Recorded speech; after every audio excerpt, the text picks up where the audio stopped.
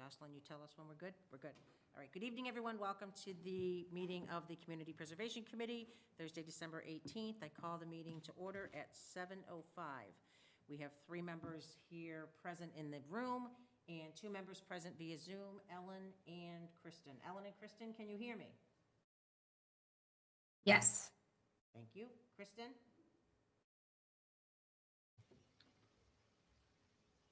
Sorry, did you ask me a question? Yeah, I was just You saying if guys you could hear me. I don't know why I'm on twice. No, sorry, Kristen. I just want to make sure you could hear us.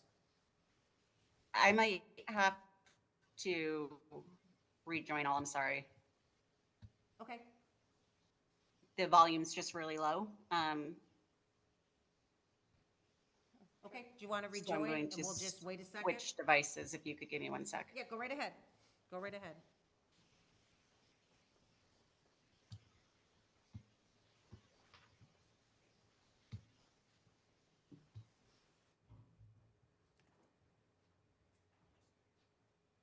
All the mics are live.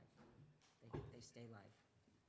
Stay live. Yes, just so everyone knows as well, everyone on the sitting up here at the tables, the mics are live all through the meeting. If you need to mute them for some reason, you just have to hold the button down, but otherwise they're live. So as soon as Kristen comes back, we'll get going. You have to hold this button down in the center. Yep, and you have to hold it though. It only stays muted while you hold it. Oh, Yep. is that new? Mm-hmm.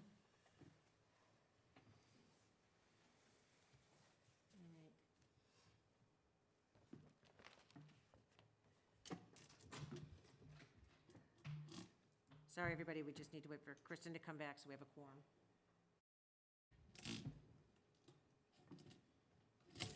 Oh, Kristen's in the attendees. I think she just needs to get moved over to Okay. panelist. Thank you.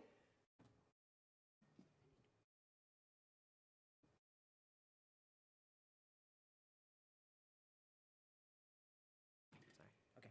I think she's on. Okay, can you hear me? Yep, perfect. You can hear us too? Yes, I can, thank you. Awesome. All right, let's start with the first application. The, Doug, if you want to come on up, transfer to the Affordable Housing Trust Fund. So I don't think from our last meeting, Doug, we had anything outstanding necessarily. We are going to take votes after we go through the budget so we know where we're at. So I don't think I had anything. I didn't have any further questions. I have a suggestion on conditions, but I don't have any further questions for Doug on the transfer. Katie, do you? No, I don't. Grant? I don't either. Okay. Kristen, do you have any comments or questions for Doug on the transfer to the trust? I do have a statement to make in regards to how I'm going to vote. I don't know if that's appropriate now or We're going to vote. at the time. We're going to vote after we go through the budget, just Okay. so everybody knows what we have. So. Okay, It's up to you, Kristen, if you want to say it now. I'll wait. Okay. Ellen, did you have anything further to add? No questions. Okay. So I think, Doug, for me, as we look to conditions, if the vote goes in a positive fashion, that I would be looking for the same conditions we imposed on the last group of money that was read. I think that's fair. Yep. I think it gives a level of confidence to the public as well on how the monies are going to be spent, and that would be the only thing I would like to add. And unfortunately, I printed it out, and I didn't bring it with me. What the actual warrant, the motion that was read at town meeting, it was pretty long. So that's really all I have for conditions. Kate, I didn't know if you wanted to, it was pretty extensive what we did. We went through the 6 points of, you know, what they do and how they can spend the money, and just kind of regurgitated law. Okay. But, yeah, so Okay. I don't know if you want to add if there's any other conditions you'd like to see, or, No. Nope, this one's pretty straightforward for me, so Okay. thank you. Grant? Yeah, and I think our committee has no issue with we spent a lot of time on those conditions. We did. So I think it just should be the same. So Perfect. I agree with that. Okay, I agree as well. okay. Ellen, anything? No, I agree with that as well. I think when we were putting the application together, the goal was definitely to have it align with the conditions that, as we said, CPC and the trust worked on really well together last year. So it makes sense to have those mirrored this year. Okay, thank you. Kristen, would you like to see any additional conditions attached? No, my comment when we vote will be more about the way we've laid out the conditions as they are. Okay. One quick question, and Ellen, maybe you can validate this. Lisa, you're really soft. Ellen, you're really perfectly fine. Are you finding the same, Ellen? Yeah, Kristen, your voice is definitely coming through louder than everyone's in the room. So I think, I didn't really put the microphone up. Is that better? oh, That is better. it's better. Yeah. Yeah, thank you. Can I just say that's the first time in my life anyone has ever told me they couldn't hear me? So thank you very much. I will mark this down on my calendar. Awesome. So Doug, we're going to go through the other applications and, we'll take a position on, for town meeting. It's up to you if you want to hang around. I mean, we've kind of set the conditions. It's a yes or no, and we've kind of set what the conditions. Freddie, did you have anything to add on this before I No, zip through? no, but you might want to send out the conditions from last year to the new committee members. Well, I will. I printed them, and then I'll send out the, tonight. I'll put the warrant in the Dropbox so everybody could see what it was. Let me just add that to my list. Send out warrant trust. Okay. It's up to you, Doug, if you want to hang around. I will leave that up to you. Yeah, so I'll go home and I will log in. Okay, yeah, you can log in, absolutely. Thank you. Thanks. Is Kevin, He's in the attendees. I'll text him as well. I'm sorry? He's in the attendees, but I will text him. Okay, thank you. Travis, we're going to do you last because there was a list of things and a lot of questions and,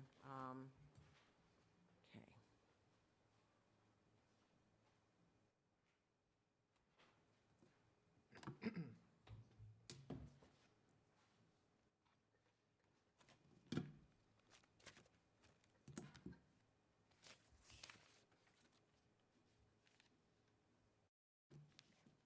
And if everybody, next to Lisa too, Grant, I don't know if you intended for us to hear it, but if you could just make sure your microphones are up too. Absolutely. Testing, testing. Yeah, how's that? Did you hear Grant, Kristen? It's a little quiet, but, between the two of you. It's fine, it's fine. Do you want me to, is Kevin around, or do you want me? He's on the. Oh, he is? Yep, Okay, he is perfect. Okay, we'll do that one. I'm sure he's got some update for us. So as soon as he comes in, let me know. He is here, I I'm believe. I'm here, Lisa. Hey, Kevin, how are you? Welcome. Good, how are you? And my apologies for not being able to attend in person tonight. But, oh gosh, I see two of myself on the screen, which is disconcerting. And I don't know if Ellen and Kristen are experiencing that as well, but So Kevin, I thought if we could start with you just kind of giving an update. I know that the select board had approved the $5,000, and if you could just kind of give us an update of where we stand on that. We had kind of talked about at the last meeting, we're trying very hard to stick to the guidelines this year, but I think this one is a little tougher to do that on. So if you could just kind of update us on where things stand, then that will help us as we forward the discussion. sure, thank you, Lisa. Yeah, the select board did vote 5-0 to support the project in the form of, granting us $5,000 in consultancy fees so that we can get, the kind of documentation and the kind of report with, very hard numbers, a plan for maintenance, and biddable documents that, I think was, wanted in the last go-round, and that I think is really in the best service of doing the project responsibly and with some good numbers. And really, that's about all there is, because, you get into the holidays, and I talked about that with Grant and neglected to mention to him that I know that Dennis Semperbon, who, we had indicated to the select board that we wanted to use for this project, he's actually out of state over the holidays, so it's sort of, you know what I mean? It all comes to a halt in mid to late December. And I hope to get this, rolling in earnest and talk to him basically at, January 2nd about how quickly he can, turn this report around. And in that, I have a small window, so I think Grant indicated in your last meeting that I wasn't able to attend. That in full disclosure that, I had some discussions with Bill Cundiff about, without getting too far into the weeds with it, an alternative idea that would not involve CPC funding. But quite frankly, I think that's a very, the odds of that panning out are, in my view, low. And so I'm trying to keep this, the original plan that we have together, with your very gracious support on track. And that's about all I have right now. And I'm very mindful, and I just want to say that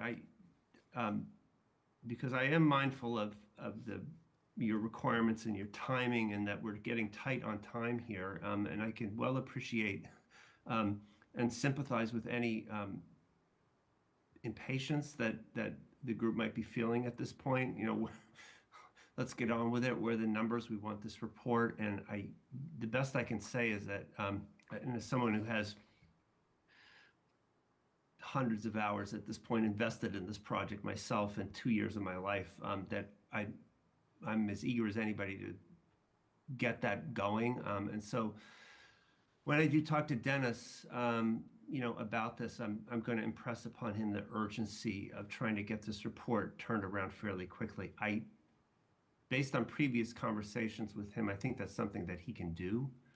And certainly he's already invested a great deal of time in this pro bono at this point. So I think he's got a very good handle on what will need to be done. And it's, simply a matter of, the other projects that he's working on. And, he's an active contractor as well as consultant. So I know he's got a lot to do, but I hope that we can turn it around in January. And if you meet, sometime later in January or in early February, I should have a much better sense than, alas, I have tonight of where we're at. Okay, thank you, Kevin. I know one of the things that we're trying very hard not to do, and I think that everyone here has been very supportive in working with Historical on this project, and my only concern is if it goes into February with the warrant closing and trying to get the warrant articles done, we got bashed pretty hard last year because we held it open for another project. And I hesitate to see that happen, but I don't think we're there yet, Kevin. So I would appreciate if you could, after you talk to Dennis, get a general idea. I mean, maybe it's 2 weeks and that would fall right within our timeline. Potentially, if the board is willing to extend the timeline. Again, I can't speak for everybody else, but I think it was pretty clear at our last meeting that, people thought this project was important. So let me just ask Freddie, and then I'll go down the line. Freddie, what is kind of in creating the warrant, what is your drop dead date in getting this done and getting it to legal and getting it to the selectmen? Just an idea. I'm just not looking for an exact date. I have no idea because I haven't been given the deadline to have the warrants. Okay. The warrants have to go to print 2 weeks before town meeting. And before that, it has to be reviewed by advisory, the select board. It has to go to council. It sometimes comes back to the CPC to make adjustments. So, Okay. Okay, fair enough. So Kevin, I think when you talk to Dennis, we'll have a better idea of, where things stand and how quickly we could possibly get this done. So that's it from me for the moment. Katie? Yep, so thank you for all the time that you've put into this. I've taken a look at it, and it's pretty cool. We should definitely try and restore it the best we can. I do apologize, though, because I did miss the last like meeting and a half. I watched it, but I couldn't quite decipher. Are we doing a CR on this? Or It was one of the things, PR. PR? We had talked about that. Yeah. I don't think I don't want to speak for everybody. I think it was a discussion point, Okay, possibly for a condition. okay. Yeah. Okay, because that's something that I would not be in support of. I think Okay. that I would like to see us be a little bit more thoughtful on CRs. I've seen, PRs. why am I Sorry. saying CRs? That's okay. What is PRs that? For the open land, open space. I'm not even on that committee. Okay. PRs. I've seen us kind of working in the town. I've seen us kind of tie our own hands sometimes. And I don't want to tie the hands of future generations. We don't know what kind of world they're living in. And something like this, I mean, I think, Kevin, even when you brought this forward, you weren't going to recommend a PR for this. And I think that's something that we should kind of talk about at a future meeting. Okay, fair enough. Thank you. Mr. Farrington? Yeah, I think the PR question is something that we should discuss if it kind of proceeds to that stage. The other thing that came up, I don't know, Kevin, if you had a chance to. Brent, I'm sorry, can you pull it a little closer? Sorry. Thank you, that's better. Another thing that came up, Kevin, at a previous meeting was the, who is managing the project? Correct. I believe currently it's the DPW superintendent with the advice of the Historical Commission chair. But I think we talked about the need for historic expertise for whoever's managing it. So I don't know if that would be changing that in the application to whoever the historic consultant is or something like that. Yep, I think we talked maybe to see if Dennis would, be interested in what his price would be for that. So I think, Kevin, when you talk to him as well, that might be an additional figure that you could get from him. Yeah. Just for our Yeah, next that's meeting. Yeah, that's something that I'd considered, and I think it would be money well spent and quite modest, I suspect, to have him do some site supervision, during the project on a periodic basis. Okay, that would be So great if you could get an idea from him, and we'll put it on if we extend this for our next meeting. So, thank you. Ellen? Yep, thank you. So I feel comfortable extending it based on the conversations that we've had.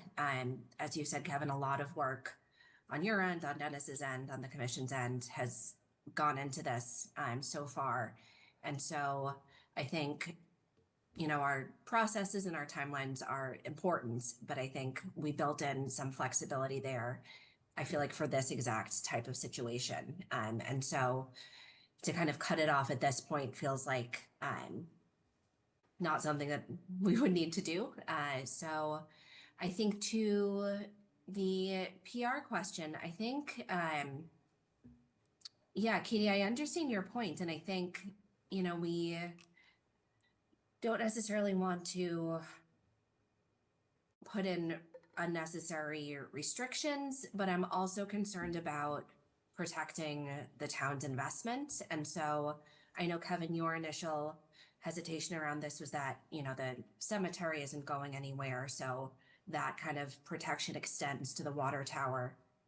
I think I'm not sure that I'm all the way comfortable with that yet. And so I think too, as CPC, the same way if we built in a little bit of flexibility on our timeline piece, currently the way our handbook is written is that, historical projects require a PR. And so I think if we want to address that, I think we should do it and just make sure that we're being consistent. And so if that's updating the handbook, then we should update the handbook. But I just am maybe interested to see if there are other ways that we can ensure that if CPC funding goes into this and who knows what happens in the future, that investment has some sort of protection. Great, thank you, Ellen. Kristen? I echo what Ellen said in regards to the preservation restriction. I know that this is a hotly debated topic in town, and our select board have varying opinions when it comes to buildings and when it comes to property. In this case, and that's a much bigger debate, right?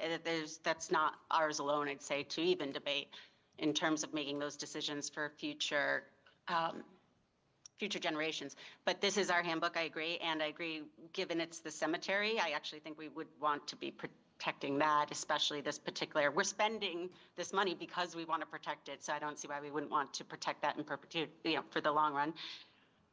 In regards to, but again, I think just more discussion amongst ourselves, not necessary tonight.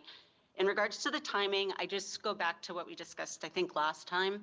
And I know we can't do that because we don't have a deadline for the warrant articles yet. But when we do, I do think we have to be honest with ourselves and set a drop dead date, just to keep the process fair for everybody involved and make sure we do this right. And if not, we talked about before, perhaps moving it to the fall town meeting, so we're not inevitably, you know, really delaying the project. So I think we got to see what the deadline is, and then I'd like us to consider setting a true drop dead date. Great, thank you, Kristen. So I will just add on the PR piece.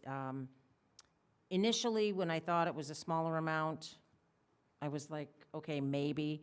But now that I think we're talking a larger investment, and again, I'll put this on the agenda, and, you know, we'll discuss this at a future meeting. But I'm kind of on the same page as Kristen and Ellen, that the taxpayers are investing in this, and again, I hear your point, Katie. I do, and I think it's for this one in particular.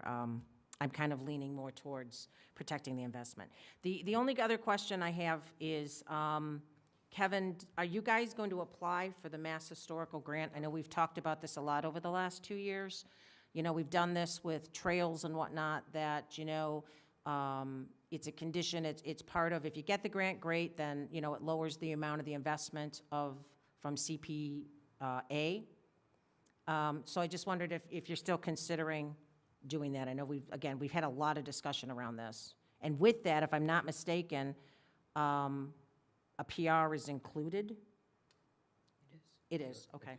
Sorry, go ahead, Grant. If you receive the funding, a PR is required, and also that it's funded through Mass Historical, so Mass Historical is the holder of the PR, which sometimes it could be hard to, hard or expensive to find someone to do that.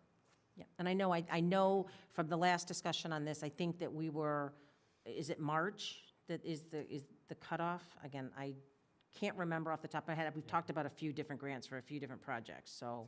It's in the revised application. Is it? I can't Okay. remember the date, yeah. So again, that would be one of the things as we move forward. You know, I'd like to know that we're at least going to do that, because if we can get grant money, then it's less money that comes out of CPA, and it's never a lose to do something like that, in my opinion. So, Freddie, did you have anything?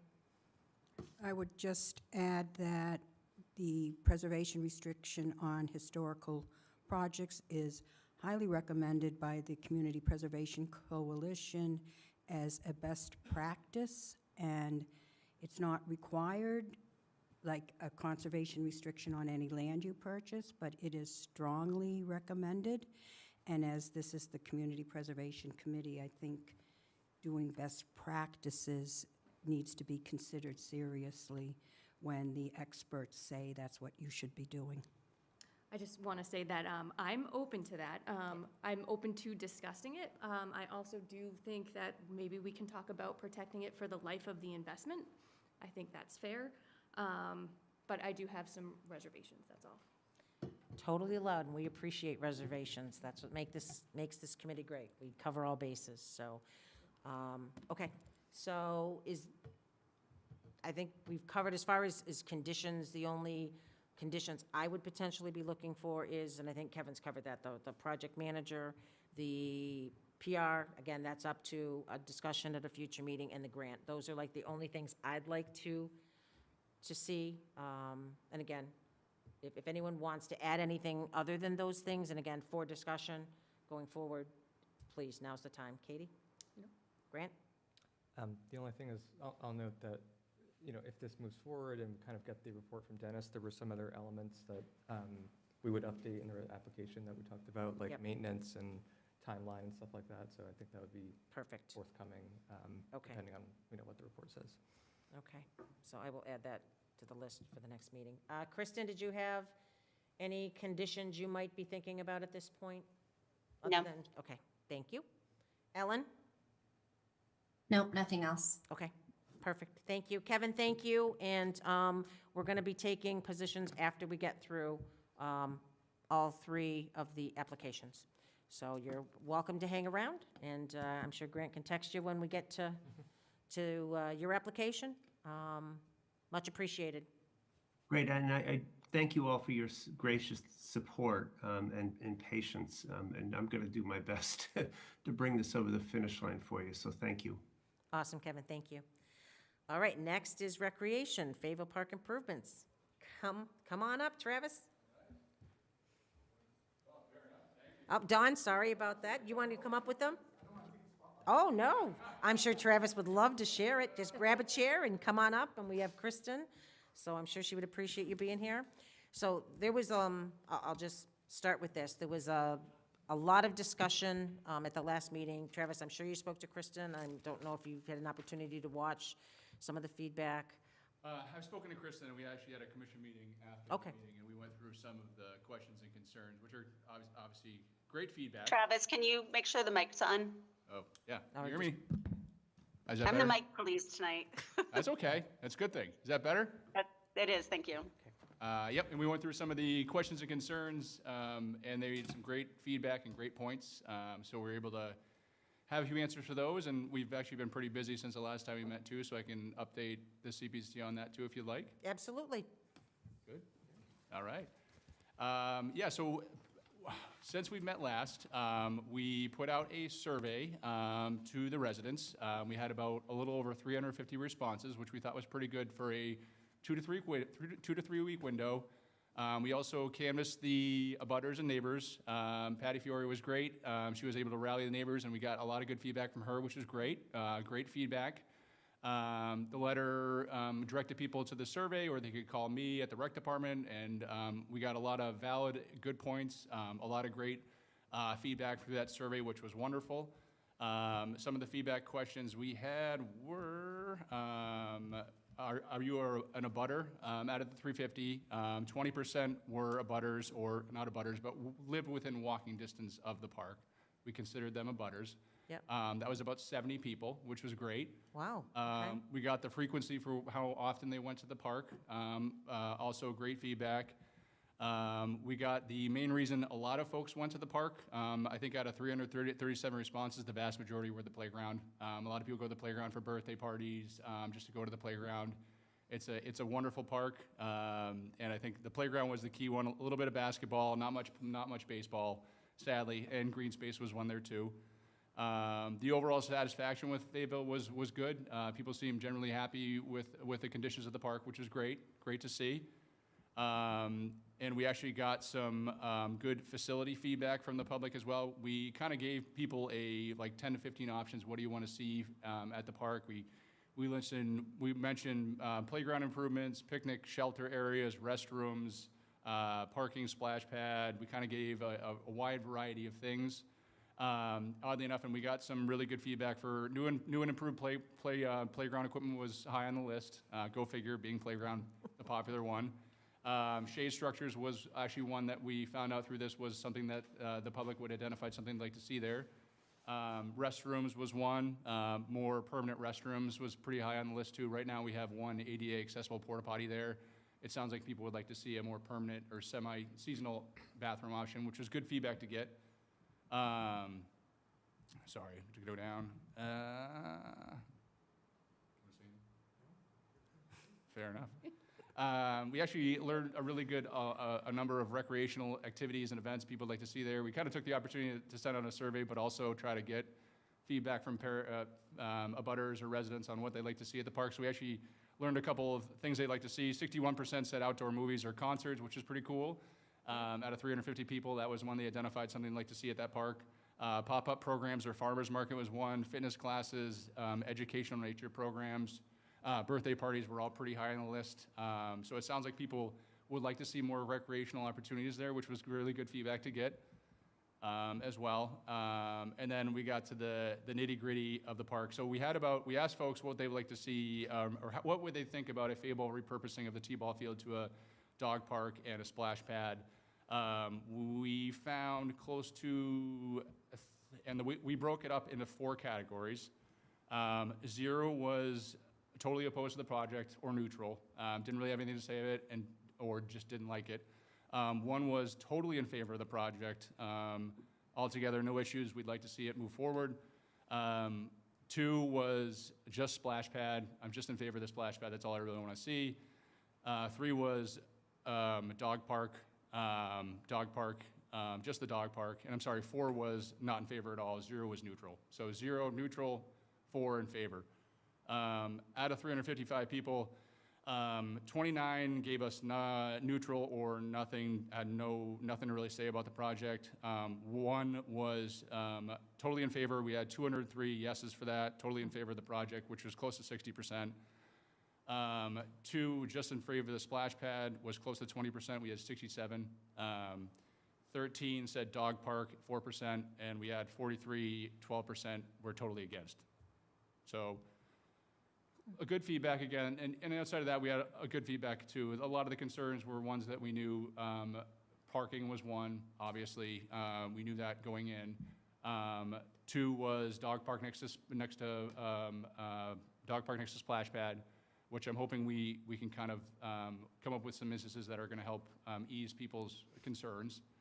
And those were probably the 2 or 3 biggest concerns that we had out of the survey.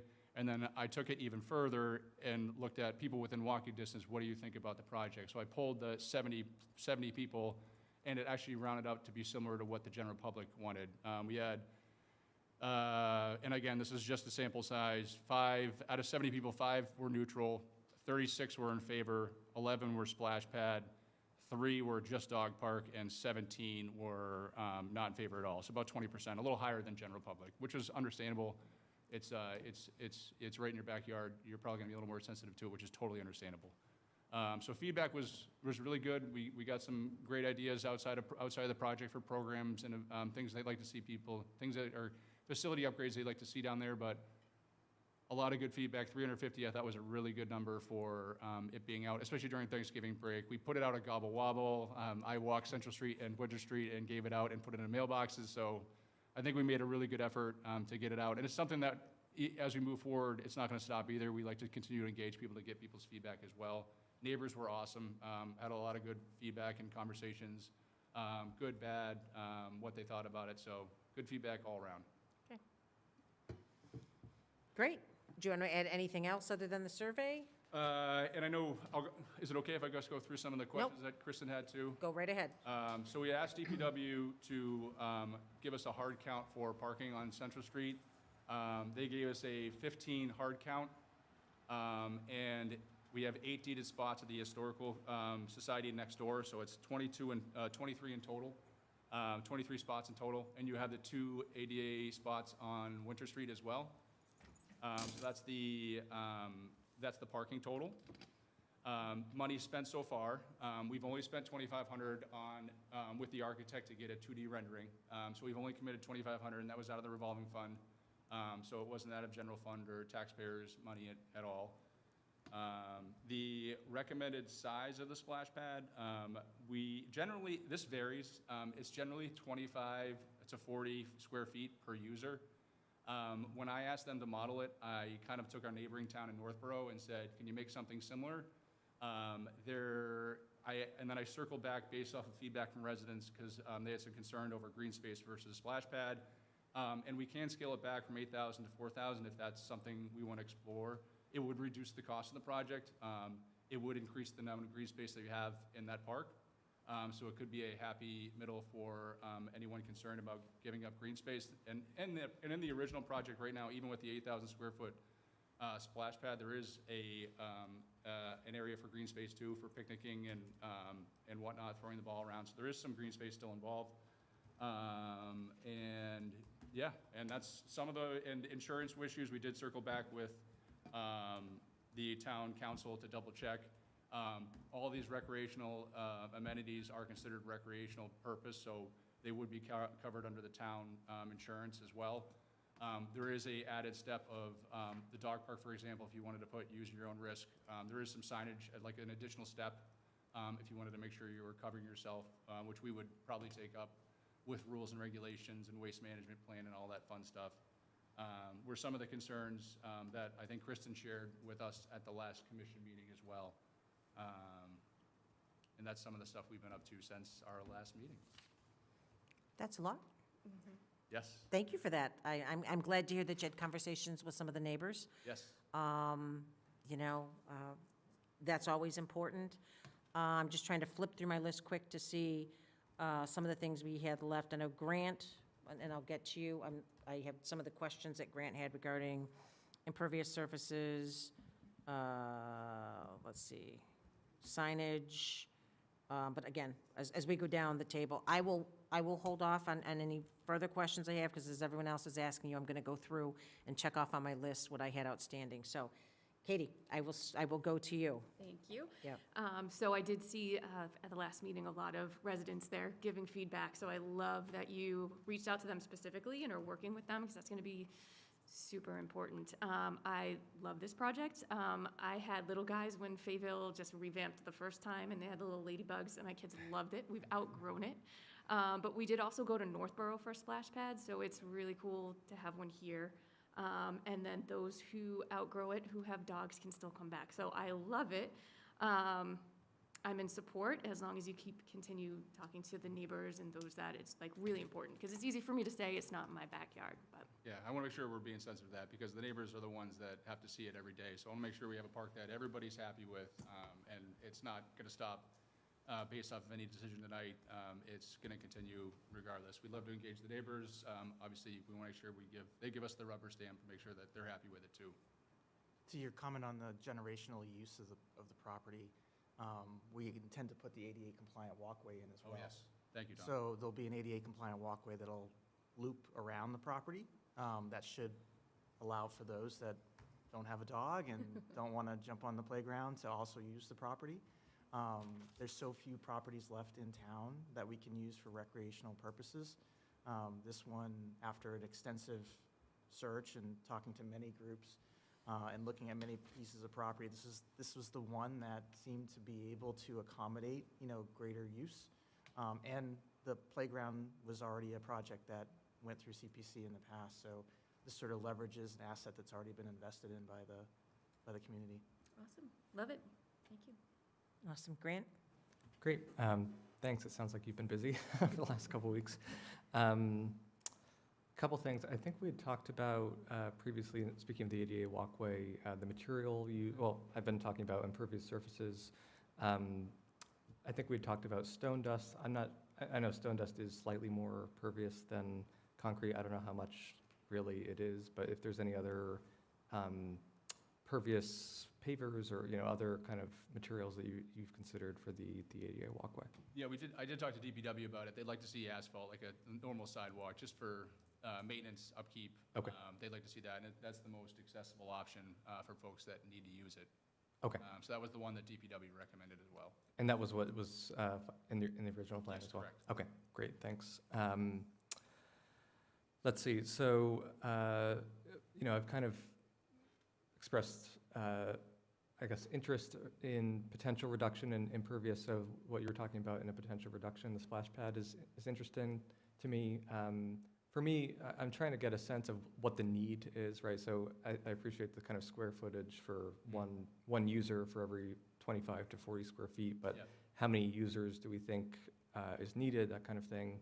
I really appreciate the list that you provided in terms of other towns, both the cost as well as square footage. One thing I'll note is that I know that, not all the pieces were kind of filled in on that in terms of square footage, but of the ones that were there, it would be the largest.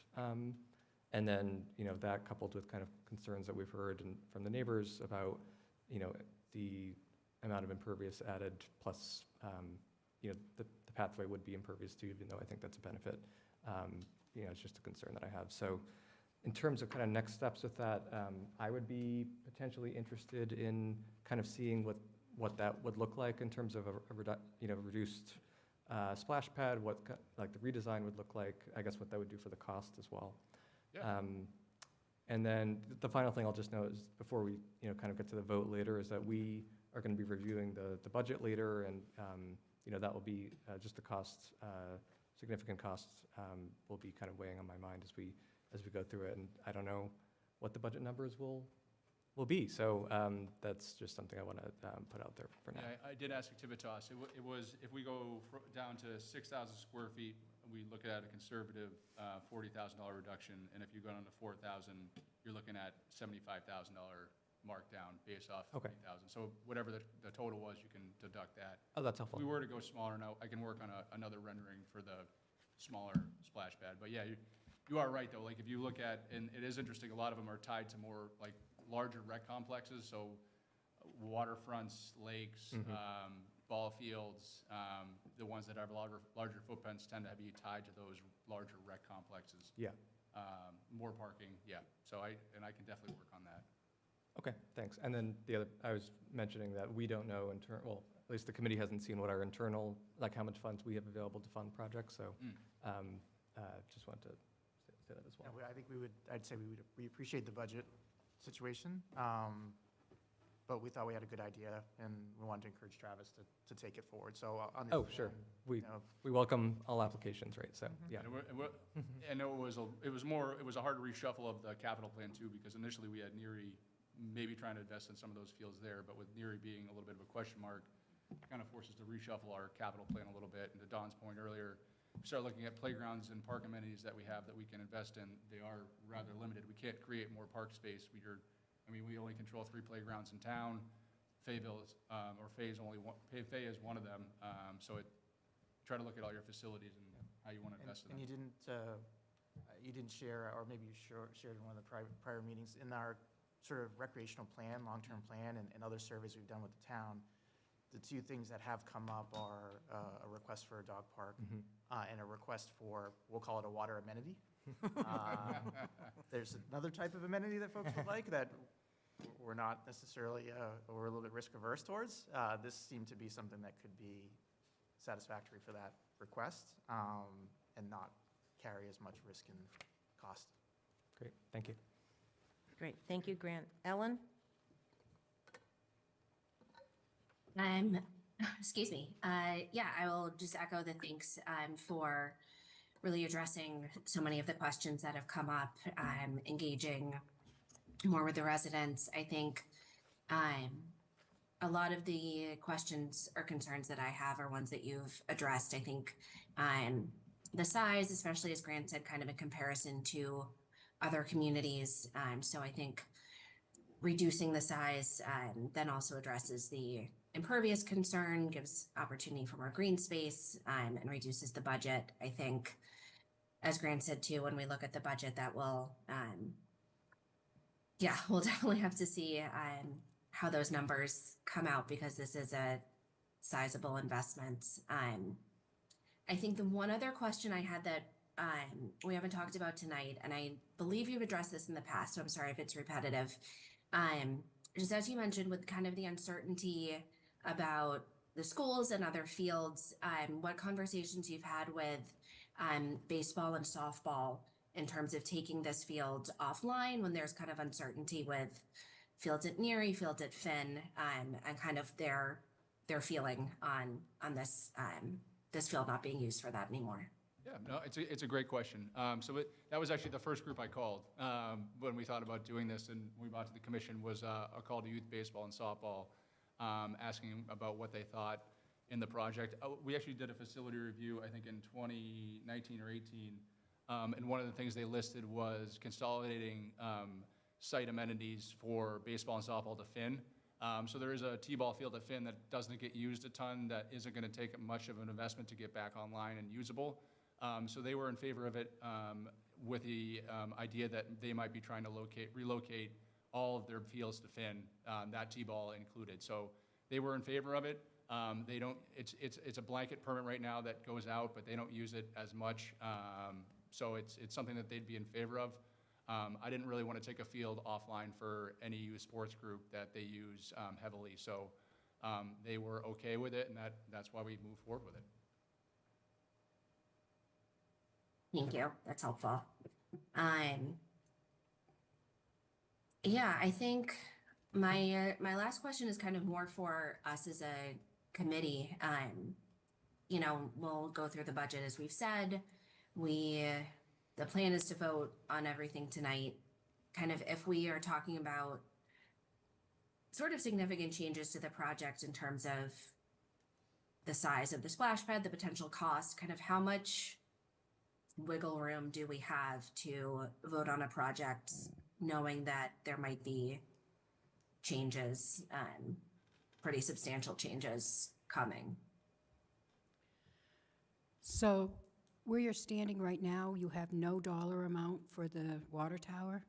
So you can vote to support a project, but you really can't vote on how much you can allocate. You're going to have a better idea of what you have, but you can't say so much for this project and so much for that project. You have no idea what the, so if the water tower's coming back, I think it's fair that the park can come back with maybe several options. I had one question, if I may. You said how many square feet per person?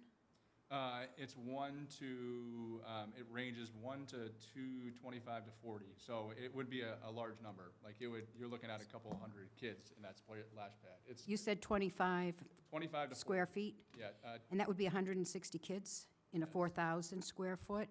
So I don't think you're going to have 320 children in an 8,000 square I foot. kind of had a feeling that's why we looked at, based off of feedback from residents about it being a large footing, which I totally understand and is valid, and you're taking green space away. That's why I started those conversations with our engineers to figure out what it would look like to maybe whittle it down, the square footage, to half of what it might be. So Ellen, my answer to that was going to be very similar to Freddie's. I think when we get to talking about a potential vote on a project tonight, I think there's a lot of things to consider. I know we kind of set in concrete what we wanted to do. And again, these are maybe edits as we look forward to next year that maybe we need to tweak some things in the handbook a little bit. But again, that's what this is about. So I imagined that was going to come up during the discussion. So yeah, I imagine there'll be more discussion about that, because we don't, obviously we want to, as Freddie said, we want to see, you know, really what we're coming forward with, so. Anything else, Ellen? That was it. Thank you. Okay. Kristen? Yep. I just also, like Travis, want to acknowledge the comments and concerns of the neighbors, especially on Winter Street.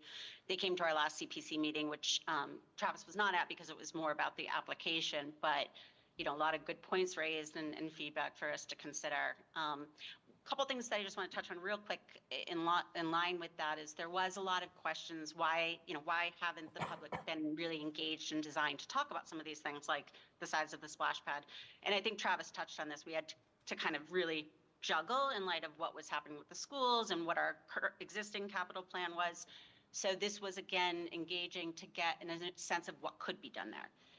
There is absolutely every intent between now and town meeting, once we find out if we've kind of got a thumbs up to proceed forward, to continue those discussions, have the public forums, get the feedback. It's just, you got to appreciate the engineers are only going to do so much work for us before, you know, they know that there's some viability for the project.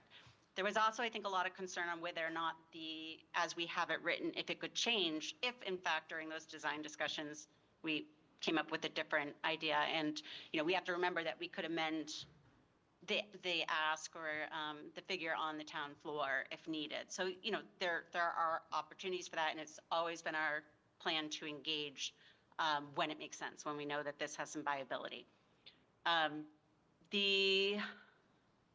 I actually think that was, the parking was already discussed. Again, I just want to make sure that folks feel like they have been heard. I think the other important thing is on terms of who the decision makers are. You know, just being clear, CPC is really here and making sure, as we've been discussing, does it qualify? Do we have all the details worked out? Is the cost good? You know, does it fit into the CPC guidance? And of course, you know, opinions in terms of how it aligns to the town's needs. Rec, you know, we've just kind of come forward trying to meet as many of the town's recreational needs as possible, because again, we only have limited land and parks available to do anything anymore. But it really comes down to the town meeting, you know, and that's just what I want to stress. Like, the decisions, we are offering guidance, I guess, but the final decision really does come down to the town, and I just want to remind folks of that. So nothing's done and done deal, even if the CPC were to vote to support it tonight. Great, thank you. I do have a couple more questions. Yeah. Travis. So we had talked about multiple times, the Land Water Conservation Fund grant is, for me, I think it's important, as I had said to a prior applicant, that, you know, we apply for these things, and again, if you get them, that's great, and it just lessens the burden on the, coming out of the CPA funds. So I would hope that that's still a plan. Yep, January 6th is the deadline, and we actually just sent the draft to the commission today, so we should be, hopefully that will go out in earlier January to the National Park Service. So hopefully that'll be something we get something for. Yeah. Okay. No, I think Cool. that's great, and I think it's important that as you're promoting through your forms and whatnot, that, you know, that you have tried to be extremely responsible and, you know, see if there's other ways to fund some of this. Let's see. Also, one of the big discussion points at our last meeting was the problem with traffic.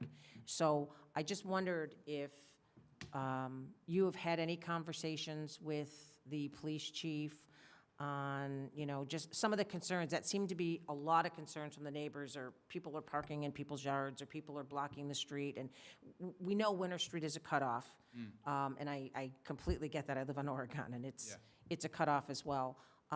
So I just wondered if you've had any conversations, and if you haven't, maybe, you know, it might be worthwhile to leave some of the concerns of the residents. We can most definitely reach out to the police chief. I've been mostly working with DPW to try to figure out how we can reconfigure what we have to try to make it safer and fit in as many spots as we can. Right now, it's kind of just open-ended, and it can be a little chaotic. So we're trying to figure out with DPW what that looks like and how many spots we can actually get in there to have it marked out. But I can definitely reach out to the police chief to try to figure out if there are any other safer options that maybe we're not thinking of that we can explore. But mostly with the DPW department, try to figure out what that looks like when we mark it out and how many spots we can get in. Okay. I think it's just a worthwhile discussion to have. You know, it was one of the main points from most of the abutters that had came to the last meeting is the concern about, you know, And it's a totally blocking valid of the concern. road, and it's a safety. So, and then I just have a question on the parking spots on the street. Are those spots, maybe deeded isn't the right word, but part of the park, or is that right-of-way parking on the road? I don't know the answer to that. You can ask DPW. Okay, I'll ask DPW. We don't know the answer. yeah, okay. That would be great, too. So, And those are just the one on Central? just the one on Central, yeah. And, okay, so I think those were some of the comments. I'm going to go to Freddie, and then if there's any abutters that wish to be heard, you're more than welcome. Freddie? No, you answered my question on the 4,000 square feet. I think while the committee is not voting specifically on dollar amount for the next meeting, maybe do a layout, what it would look like, so people would know what it, because you said there was already, some amount of square footage of green space, and one of the questions is how would this,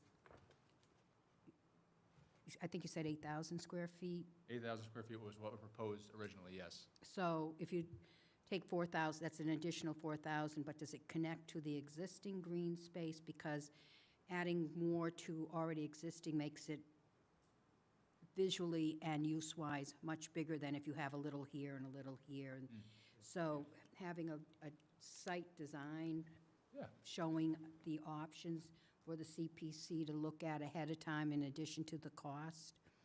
And I know you're not going to engineer this, but, you know, back of the napkin type of we can do that. design layout so that people would get an idea of how it could look and feel. Yeah. And one of the other questions, I think, had been about the fencing, interrupting views and being unsightly, and I don't know how you address that, but, you know, if you're reducing the size of something, the fencing's around the splash pad, correct? No, Dog park? They'd be both.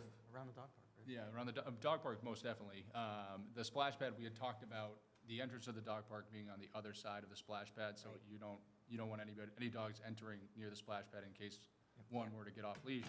But we had talked about, I think it was brought up in the next meeting, at least fencing in the grass area or grass and splash pad area that faced the dog park, in case one dog got off leash and made it all the way around, there would be another like 4-foot tall, like chain link, not chain link, but mesh fence, just to keep people out or dogs out that could make it around. That was what we had talked about. The good news, though, is that there's fencing there currently with baseball. Yep. And that fencing is very tall, because it's a whole batting cage.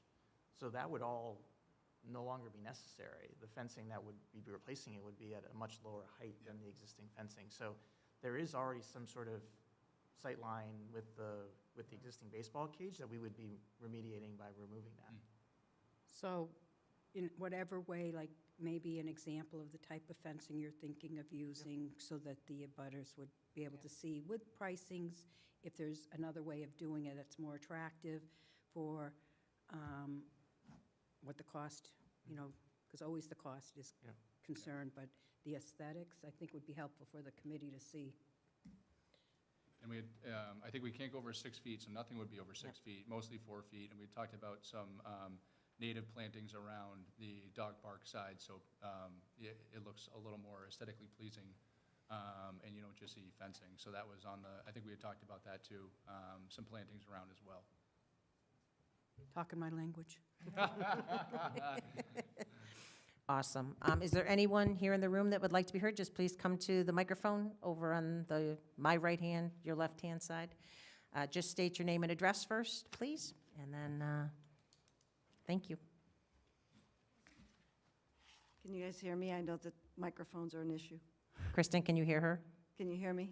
Yes, okay. Lori Borden, 9 Winter Street. So thank you for having us here today, and I also want to thank you all for acknowledging our concerns as abutters and neighbors and walkable people. I do have a letter that I'd like to submit. I know we have people on Zoom, so I would read it. It's not that long, I promise. Before I do read it, I just want to acknowledge the fact that I know that this is CPC, and having been part of a small group back in, I think, 2003 that actually got CPC passed here in town, this may not be the right letter for the right venue. However, we thought this was a great opportunity to actually share some of our concerns and get them on the record and get kind of proactive in our engagement. I also heard tonight that, a lot of it being, in our backyard. I just want to reiterate that the neighbors are not against this project. We just want to be a huge part of how it comes out. I know if I can speak for myself, it brings me great joy to be, walk my dog today and then see a handful of kids running around in the playground, on the green space, and out on the playground here in December, in one of the coldest months that we've had. So I just wanted to put that out there. So I did bring you guys copies, so I'll just read this at this point. Dear Southborough Recreation Commission and CPC members, on behalf of the neighbors listed below, who have given consent to include their names and addresses, we thank you for the opportunity to share our concerns, support, objections regarding aspects of the proposed project for the Harold E. Fay Memorial Field, as reflected in the public schematic. This park is a well-loved community recreation area that currently serves Southborough residents of all ages and supports a wide range of activities. And I would also add to that first paragraph that it also serves not just Southborough residents, but many surrounding community members. We respectfully support the CPC voting to approve funding for the project, only with the stipulation that the proposed seasonal splash pad be in fact removed from the plans and that parking concerns be addressed. Preserving this area as green space ensures that the park can continue to be used year-round for spontaneous play, picnics, clinics, group gatherings, and other creative and flexible uses that benefit our children and our community. In addition, we ask for assurance that neighbors of the park will have meaningful input as the project moves forward, which I believe we have received that tonight. We hope to collaborate on addressing issues related to parking, increased traffic, the dog park and waste management, the density of the proposed layout within a limited space, and other important aspects of the design. Our goal is to stand with Recreation Department at next year's town meeting in support of a project we can all celebrate, one that enhances recreation while honoring the character, needs, and well-being of the surrounding neighborhood. The Community Preservation Act is intended to preserve community resources. We believe this project can and should reflect that purpose by avoiding expansion that could negatively impact the existing community and its uses of the park. Thank you for your consideration. Sincerely, neighbors of the Harold E. Fay Memorial Park. And there's a few of us from Winter who have signed that. So I can hand this in. And again, thank you for the opportunity to speak. Thank you. And yeah, I would need a copy to go in the, with the minutes as a document, and I'm sure Recreation would love a copy. Yeah, thank you, Lori. Okay. Awesome. I would expect nothing less, Lori, than you being prepared. Okay, that's perfect. I'll just take one for the record. I will scan this for Kristen and Ellen. I will scan it and put it in the Dropbox, okay? So you guys have this letter. I'm not going to put you on the spot, Travis. If you have anything you'd like to say to this, that's great. I'm not going to put you on the spot or the Recreation Commission. It's just additional information, so. Additional information, thank you for the feedback. I'm looking forward to continue talks and continue to engage. Thank you, Lori. Great. Is there anyone else in the room that would like to be heard? Okay. Is there anyone on Zoom? If you'd like to speak, please raise your hand. Going once? Going twice? All set, Grant? Okay, great. Thank you. Thank you very much. So the second piece to this, and we'll just kind of go through this quickly, as we've done it with everybody else, is conditions. And I'll be honest, I haven't, it's a big project, so I haven't really given the amount of time I need to give, and hopefully over the holiday I'll be able to do this, to some of the conditions that I'd like to see potentially. Katie, I don't know if there's anything off the top of your head? No, I just, if I could ask just a clarifying question? Sure. From, I heard that in your letter, which was well done, that you want to see something, or you're against the splash pad because it's not seasonal. Is that the only reason? I don't see a drawback, but I haven't really dug deep. Oh, got to come to the mic, Lori. You can come up here even. I'm sorry. Sorry to put you on the spot. Questions are good. No, that's good. So the splash pad is in fact seasonal. I mean, in New England, we have an average of 3.5 months that this is really usable. And then the other time, it's not usable. As far as I'm aware, I'm open-minded to, if you want to run through splash pads in November, that's your choice. But that's a big thing of it. I mean, as I had said at the last meeting, as a coach, a nurse, as I see all of the created uses of this green space, you know, kids playing soccer, like I said today, they're throwing the ball. And that's going to be taken away because this splash pad, like I said, can only be used, being generous, May to September, part of May to part of September. And that takes away the opportunity to use it for other things. Okay, So thank yeah, you. that's a huge part of it. Okay. And then I will add one other thing that came up amongst the neighbors. The other part is the surface area of that splash pad. I think you did address, or it was addressed, some of the piping, the drainage. I know it's recycled. I know that you guys assured us DCR was on board with this and not having concerns.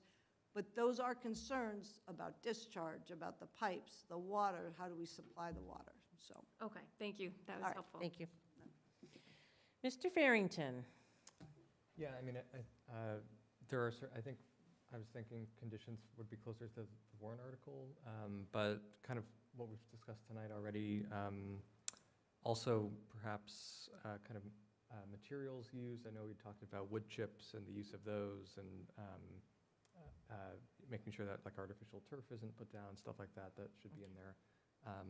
But yeah, I'd have to go with some, or I guess specifications about the fence and other things like that. So I know a lot's come up, but I think that would be probably at a later date. Okay, nope, that's totally fine. We've done it on the rest of them, so I just thought I'd throw it out there in case there's something that we can, you know, start putting a list together. Ellen, have you thought of any conditions? Not at this point. I just do have a random thought, just to the seasonality question. Is it possible to make something like this with a material that can be used when the water's off? So outside of the splash pad season, can it be used as a place where kids can ride bikes or scooters or skate? just to, yeah, extend the time that it can be useful. Yeah, it wouldn't be closed during the winter. And I have seen other communities that take the elements off and just make it a pad, so you would be able to ride bikes, do whatever you want. And I think with Hope's, to Lori's point, if you make it a smaller footprint, you would still have a very large area for green space for kids to play, throw the ball. I'm hoping that there's some sort of happy middle ground that we can come to. But usually, not unfortunately, but pools tend to be like early July to mid-August, and you tend to lose lifeguards with going back to college or fall sports. The splash pad tends to be the happy middle, that there's not much liability or little liability, and you get to open it earlier in April, May, depending on the weather. And I've seen some splash pads in Massachusetts have made it through weekends through September, October, based off of the weather. So it seems to be the happy middle. And if you were to take the elements off, then theoretically you could have a play space for kids to ride bikes or whatever they want to do with it in the wintertime. I've actually seen some that put chillers in it, and then they flood it, and then they can use it in the winter for a ice rink. But that is not in the plans. So could you, maybe for the next meeting, again, I view this more of a maintenance cost. Yeah. What would the cost be to remove the elements and then put them back in? Just curious. I can make sure that's included with the plan. Okay, that'd be great. Freddie? Could you add what it would cost to use it as an ice skating rink? I can certainly ask that. Back a napkin. I can I make. understand, but Nashua has a park, and I forget, I'm blanking on the park, but they have a basketball court, and they have a chiller in the basketball court, and in the wintertime, they put 4x4 blocks on the side, and they flood it, and then it becomes an ice rink in the winter. I thought it's pretty cool. I'll just mention that outdoor play, when I was a kid, we used to go skating on the rivers and the ponds, and that's not really doable anymore because of the warming of the season, and it would be safer and something maybe that some children would really enjoy. And when I went to elementary school a couple years ago, we used to flood the basketball court, Yeah, and that's where I learned to skate, so. I think the recreation department used to have a skating rink in front of Woodward, and they used the lights for it at night. Something Yeah, it was. maybe look at. I don't think It we're looking was. at lights, but It was a pretty big rink, and then there were so many years that it got warm, and then it melted, and then it was tough, but that was used. I can remember that when my son was small. Yeah, they're not an easy endeavor. Yeah. The constant maintenance and shaving and resurfacing it's not an easy endeavor. It's a daily grind, and with the weather, you never know. Yeah. Yeah. That's crazy. Just one quick point I want to make from the last meeting that I think is important, a point of clarification we were asked, is this proposal does not include lights. I think that was another concern, so just to be clear, if anyone's wondering, there's not lights there, and this proposal does not have lights. Great, thank you, Kristen. Lisa, I know we're still discussing, but I just wanted to let you know that a hand has been raised. Oh, okay. If you would bring, or unmute them? Sure. And I don't know, who is it, Grant?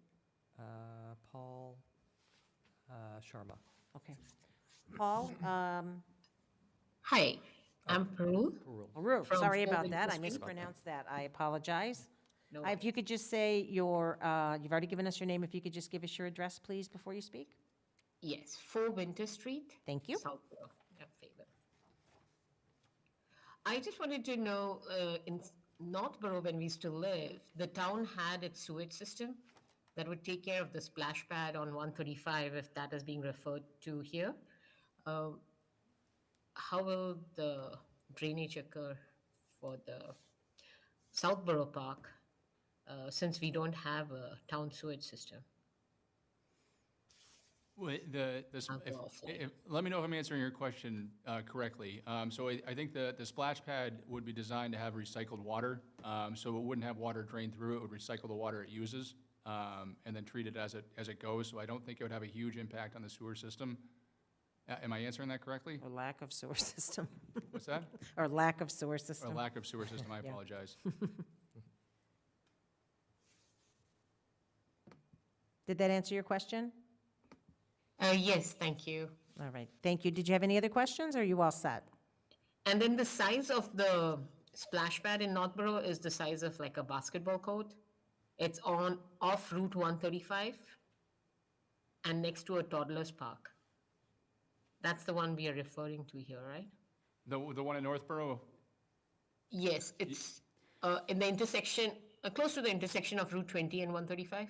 Yeah, that's the one, Yeah. that's the one we asked them to model it off of when I talked to the architect originally. But after hearing feedback from some of the residents and the abutters and just general feedback, it seems like everyone would prefer more green space, less spray park. So it might be scaled down as well. Okay. Thank you. I'm one of the butters. Thank you. Thank you very much. All right. Travis, I guess that's it for the moment. Thank you. Thanks, Travis. Yep, thank you. Travis, are you hanging around, or are you going? Okay, so we did before we go through the budget and everything else, I know Kat is here from Trails. We had put in the Dropbox some information. Kat, do you want to come up and briefly go through it? And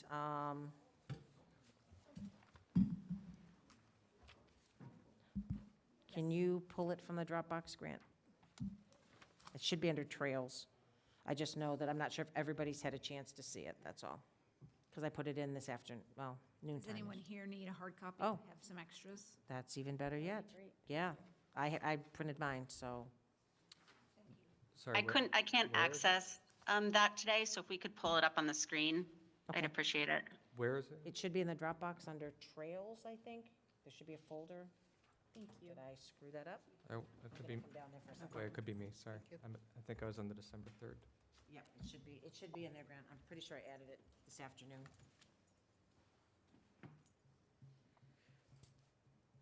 Grant, I can share if that would be helpful. That would be very helpful, thank you. All right, Ellen, thank you. Do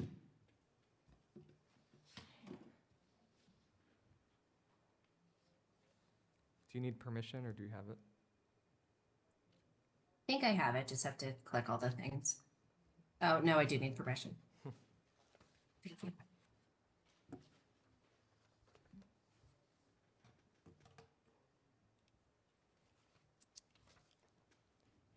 I think you should have it now. Yes, yeah.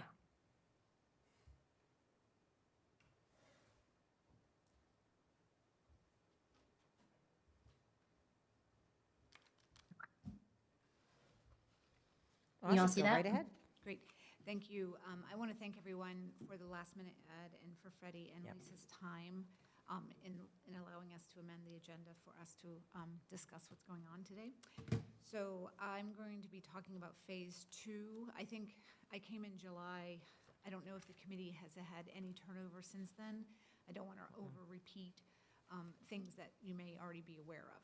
So I'm going to keep it as high level as possible. Just ask me questions where I might not be covering it in enough detail. So I'm going to talk about Phase 2. Can I just interrupt you for 1 second? Kristen, can you hear Kat? I can. It's quiet, but I can hear. If she can get any closer, that'd be great. Is this any better? Yes, it is. Great. Sorry, go ahead, Kat. In my face. So I'm going to be talking about Phase 2. This is the bridge and the boardwalk. The funding for it is on the page. It's number 2. So the budget is 183 with a contingency of 27.5 for a total of 211,232. That's the bucket of funding we're referring to at this moment. So a quick status update. We have the engineering services that we talked about earlier this year have all been completed. We went to bid and we received 2 bids on Monday. And unfortunately, they came in much higher than our current budget. So that means we don't have a successful bidder, and we need to redirect and understand what we can do at this point to continue with the project and some options. And so we need some input from CPC. We have some ideas that we'd like to discuss with you and some specific asks to see if it's even viable. We won't have all the answers to the questions because it's been 3 days. So we've tried to get as much information as we can to kind of have this conversation because it just happened to be this week, and it will help us be able to decide what to do moving forward. Okay. So under number 4, you'll see the bids came in quite high.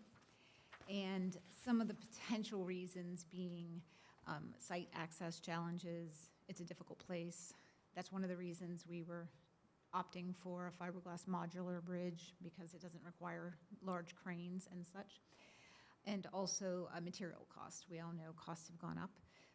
I spoke with the bridge vendor this morning just to understand from the original estimates in 2023. So we had two quotes, one in 2022, and we revised them in 2023 before coming here with that application. And they've raised about 25% higher than from 2023. So it just helps us understand a little bit why the costs are a little bit more. We had Travis reach out to the two bidders to request a cost breakdown of the bids so we could understand what might be happening, which structure, if we had to choose one, could we viably build or work with.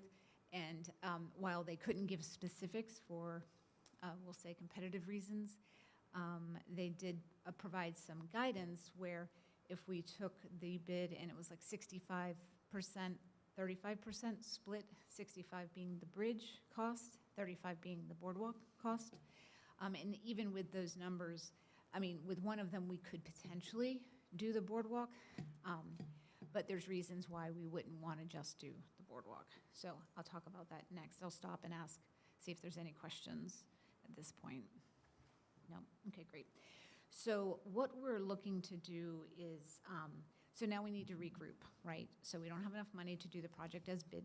So now we're thinking, okay, so the original reason we chose the bridge material was because of the longevity. 75 years is much nicer than 25 with pressure-treated wood, for example. So, and the ease of putting it together. So now we're looking at, okay, we don't have enough money for the fiberglass.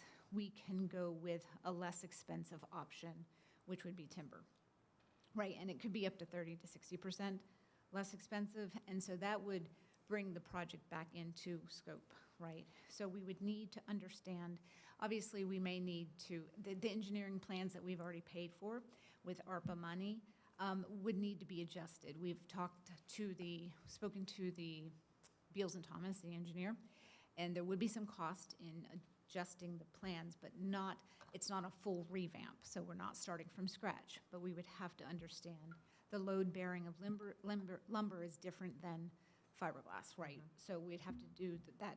We'd have to understand what those costs were. We don't have the quote to understand what that is, but that's, you know, an idea. And so we would like to also prioritize building the bridge for this reason, because Freddie brought up a really good point. You don't want to build a boardwalk to nowhere. And Yep. right? So if we built the boardwalk, we still can't get across the stream. Yep. And just reminding us, the reason we're doing this project in the first place is to get us off Route 30, which is an impossible place to pass at this trail intersection. And there's 3 regional trails involved. So we would focus on building the bridge. And how would we get across the boardwalk? Well, we would install a rope swing and allow people to swing across. I'm just kidding. I'm Okay. thinking, that's a lot of fun. That's where we're at. Zip lining. Yeah, well, yes. But no, there is a small section of around the wetland area where folks could pass. It's not ideal, but if we had to, we could make that work in some way, right? And then eventually go back to build a boardwalk, because that's the safest path across the area. So that's what we'd like to do, and that's how we would redirect. And so what we need to understand is even possible are the questions in number 6, the potential next steps. So this is where we're asking, for example, so we have phase 1, which I can talk about in a minute, which is involving the interpretive signs and the fencing, the ADA paving and things like that. Those are all done. The signage is in production now, and the installation will be happening with, so Mass Trails grant covers all of, from the signage, the installation of the fencing and all of that. That's Mass Trails. That's going to be closed out in 12/20 at the end of this year.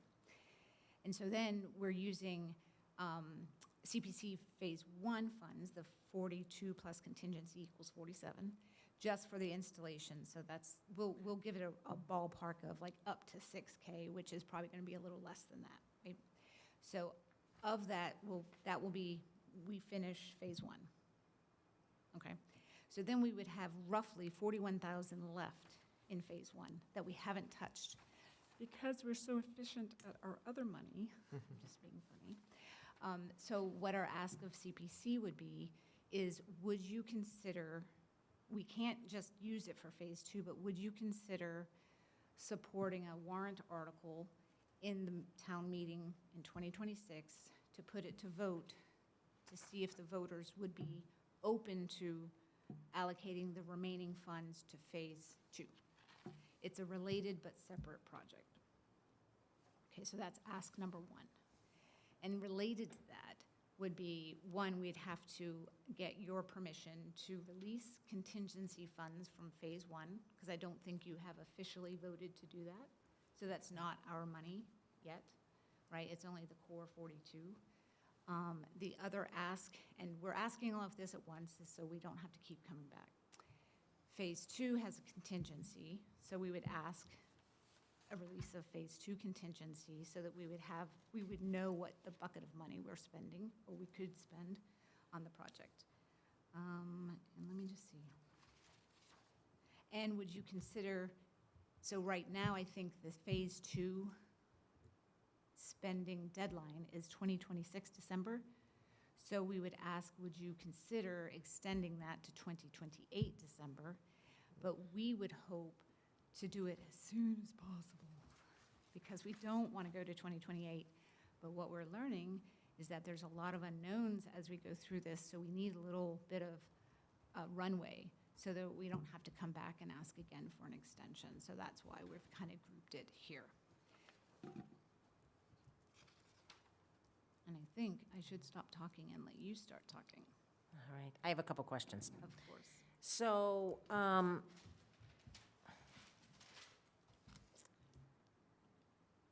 phase two, so the scope of the project and what you're proposing, just so I'm clear, you're still gonna do the boardwalk and you're still gonna do the bridge, which is what town meeting approved, Ideally. ideally. So,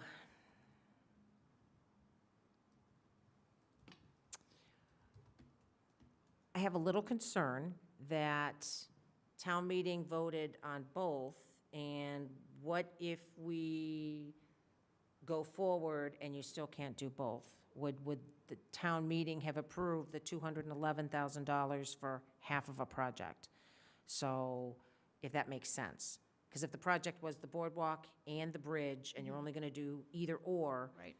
Because of the funds, I worry whether the taxpayers would have supported it either or. Okay. Again, I'm just going to throw that out Yeah, there. that's a good question. I did go back and I did pull the warrant articles because I wanted to see exactly how they were voted. So in case there was any concern of changing a project, would we have to go back to town meeting? And that was a question I was going to potentially ask town council. But I think, from what you're saying, at this juncture, the goal, the plan is still the boardwalk and the bridge. So I would imagine if it goes back out to bid, you're gonna know whether it's boardwalk and bridge. If it comes back still too high and you can only do one or the other, I think that would affect ultimately my final decision. So I will just say that. And then, let me see.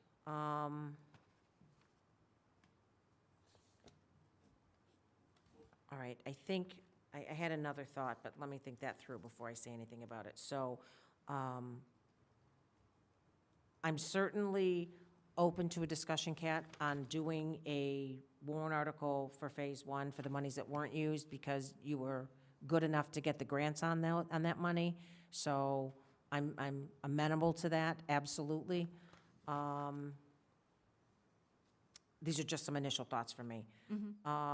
And I will just add that me personally would probably be looking to, I know it was December of 2026, I would be looking to December of 2027, because this was from town meeting 24, and it would be adding another 2 years. And hopefully, it won't come to that, but to me, it's an easy enough ask to come back and ask. So, I will kind of leave it at that. And Katie? Can I ask a clarifying? Absolutely. So all of that was really great, and we're looking for CPC to kind of help us, because we would need to figure out what the warrant would need to say to provide flexibility enough to be able to shift directions if we could in a legal way, right? Like if, for example, we vote to, if the town says yes to sharing to moving funds from phase 1 to phase 2, and then we do determine that we can't do one or the other.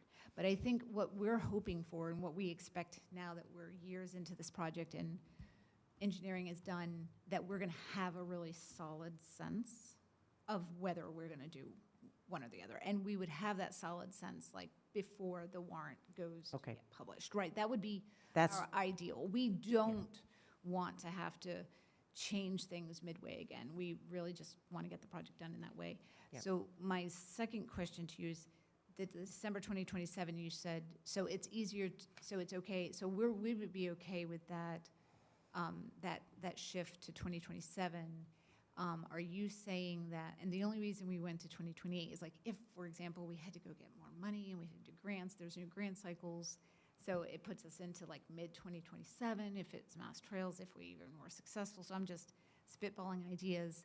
So would you, if something like that happened, how would CPC, and you might not be able to answer that because none of you might be a different group, but having to ask for an extension of time again, that's what we were trying to kind of be comprehensive about and conservative with our continuing to come back. And if we hit it once, we hit it right. That's what we were thinking. So The timeline, I don't believe needs, the way it was written, you can come and ask the CPC, just like you're doing tonight, with a much lesser acts to extend it. And when you've got a project that's moving forward and you need a little more time, I can't imagine any committee is not going to say, if you need it, go ahead. But I think what Lisa's saying, it gives the committee some confirmation that the project's moving forward in a timely manner. Yeah. And then the ask is just coming in. Yeah. I wanted to also say something about the ask for the contingency. You would, two things, if I may, Lisa? No, go. One is for the Phase 1, you would not release those now until town meeting approved moving it over, because that's a whole bucket. Yep. And two, I would just share some concern that you have no contingency money like you, if something happens. So the committee can always vote. That's not a town meeting vote. You come to the committee and ask for it, but doing it ahead of time, to say you're going to use that, now you have no safety net. And I think you need to be looking at a project that you can work on, so that by the time, you're talking 2027, maybe 2028, what if costs go up again and you've started the project? I'm just saying, that's why we put the contingency into the project, so that if something happens, you have some wiggle room to move forward. And if you take away the contingency money, now you're up a creek if it, and you have no idea if CPA will have funds in their accounts available to even go to another town meeting. So I would maybe consider, how much to leave in that, but I would not say take it all away from the Phase 2. And it's also early in the game to even talk about that, right? So I don't think that's a vote for now. Well, I appreciate that perspective and fully respect it. Early in the game, I think we feel differently about that time frame because it's, we now know so much more after engineering, after going to 2 bids. So that's, I think, where we kind of felt like, but we're comfortable with your suggestion of leaving it in contingency. It's just It's just. my recommendation. It's up to the committee to consider that. Yeah, but- it's more about a known number, and the contingency is 15%, I think, on the 211. It's a sizable number, so if we did have that, we could, we knew we would be able to use that money versus we might be able to use that money, right? Because it's not guaranteed. All right, thank you. And before I go to you, Katie, I just want to say that for the committee, that I was extremely tied up the last couple days, so I want to thank Freddie for actually taking the time to pull information together and to meet with Kat and, to come up with a plan. So Freddie, thank you. I really appreciate you doing that as we're, May I say that I would like to acknowledge the work that Kat put into this after our conversation and what she put together. It was very helpful, what exactly the type of information I was talking to her on the phone about pulling together so that the committee would have some solid information about what you're looking for. So thank you. thank you. Okay, Katie. Yeah, I don't want to talk out of school. I'm a little new. There's some reservations, but I also do support the project, so. Thank you. That's all I have. Grant? Yeah, I'm also in support of the project. I just have a couple questions. I didn't have a chance to review it just because we got it today. Just give me 1 second here. So I guess my main question is, so the bid came back essentially twice as high as expected, right? 427 over 211, right? Yep. And so even if we were to transfer the 47,000 in contingency, in terms of your original scope, you're still short 150-ish based on my rough math. So, would you be, I think this is a question for the committee, should we be looking to potentially fund more for this project if we want to see the original vision? I know that's not what you're asking for, but, if we wanted the original fiberglass bridge and that's what it's going to cost, like, is that something that we want to consider? Or are you moving in a completely separate direction and you're done with the fiberglass bridge and now it's going to be a different cost completely? Yeah, it's the right question. And I think at this point, we preferred the fiberglass for the reasons we've been promoting it for years, but we don't have the funding. We're not coming back to CPC for more money. And so that's why we're shifting gears. And it's unfortunate, but I'm a hiker and a backpacker, and I'm always out in the woods. And I'm like, these large bridges out here are made of wood. Like, we can just do this. Like, they're out there and they're surviving the test of time. And I'm like, if we have to, this is our pivot point. Like, we want this project to come forward. We don't want to keep trying to do the same thing. Yeah. And it's not going to work. Like, we've tried twice, right? 3 times a charm. And so now we're going to pivot to something that's less expensive. We'll still get 25 plus years, some maintenance in there, That's why we're kind of deciding that. Okay, that's helpful, thanks. And then, I'm not sure if I saw it in here, I might have missed it, but in terms of the estimated reduced costs, do you have that yet, or is that It's not rough, yet? like 30 to 60% less expensive, but that's has to be confirmed and vetted. Okay. Yeah. So still, it's an open question about even with the 47,000 and taking the full contingency out of that, it might not be enough to reach that, Well, to cover the to full cover cost full of the project. structures, right? So ideally, we would know before we go to warrant article. Like, if we had to, the warrant article would be like, okay, if we decided that, okay, we don't have enough funds, we're not sure we're going to be able to build both, we're just going to focus on the bridge. And so we would ask, that would be a guidance question from CPC, because the town has already voted on 2 structures. They would then have to reconsider the project, and what does that mean? Is that Okay. even viable? Is that even possible? Like, Right. we're not sure. We're here to ask. Okay.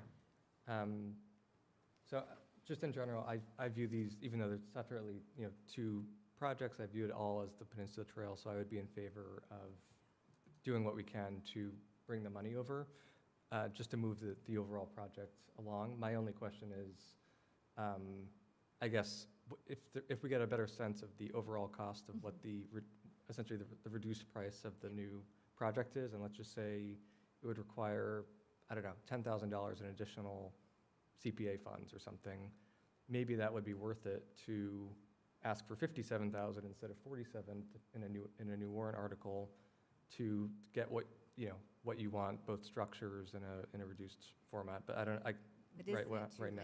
You guys already have the I was application. just going to say that that's my Past concern, that. Grant, is we created a handbook, we did an application process, and I understand this has come in, but it's come in really late. Oh, I understand. We're going to find ourselves in a pickle again next year, which is what we all wanted to avoid. Not that we're not supportive, and Kat, I was I don't on take it that the select board when this first came forward, so, No, I you understand. know, I think we just need to be very careful before we may open a door that we may wish at some point with some future applicant that, Yeah. you know, there's a process and, yeah, so I'll just say that's just my opinion, Grant. I'm one of six, so everybody else may feel completely differently, but I just think we should be careful, and hopefully, Kat, I mean, I am definitely in favor of putting a placeholder on the 47,000. That's Thank you. just my 2 cents, and, but as far as, you know, potentially coming back asking we're- for a lot more, We're not, yeah. no, we're not looking- I would hesitate at that, so. Yep. Well, that's all, sorry. Grant, were you done? Sorry. Take your time. Okay, I was gonna say, okay. Ellen?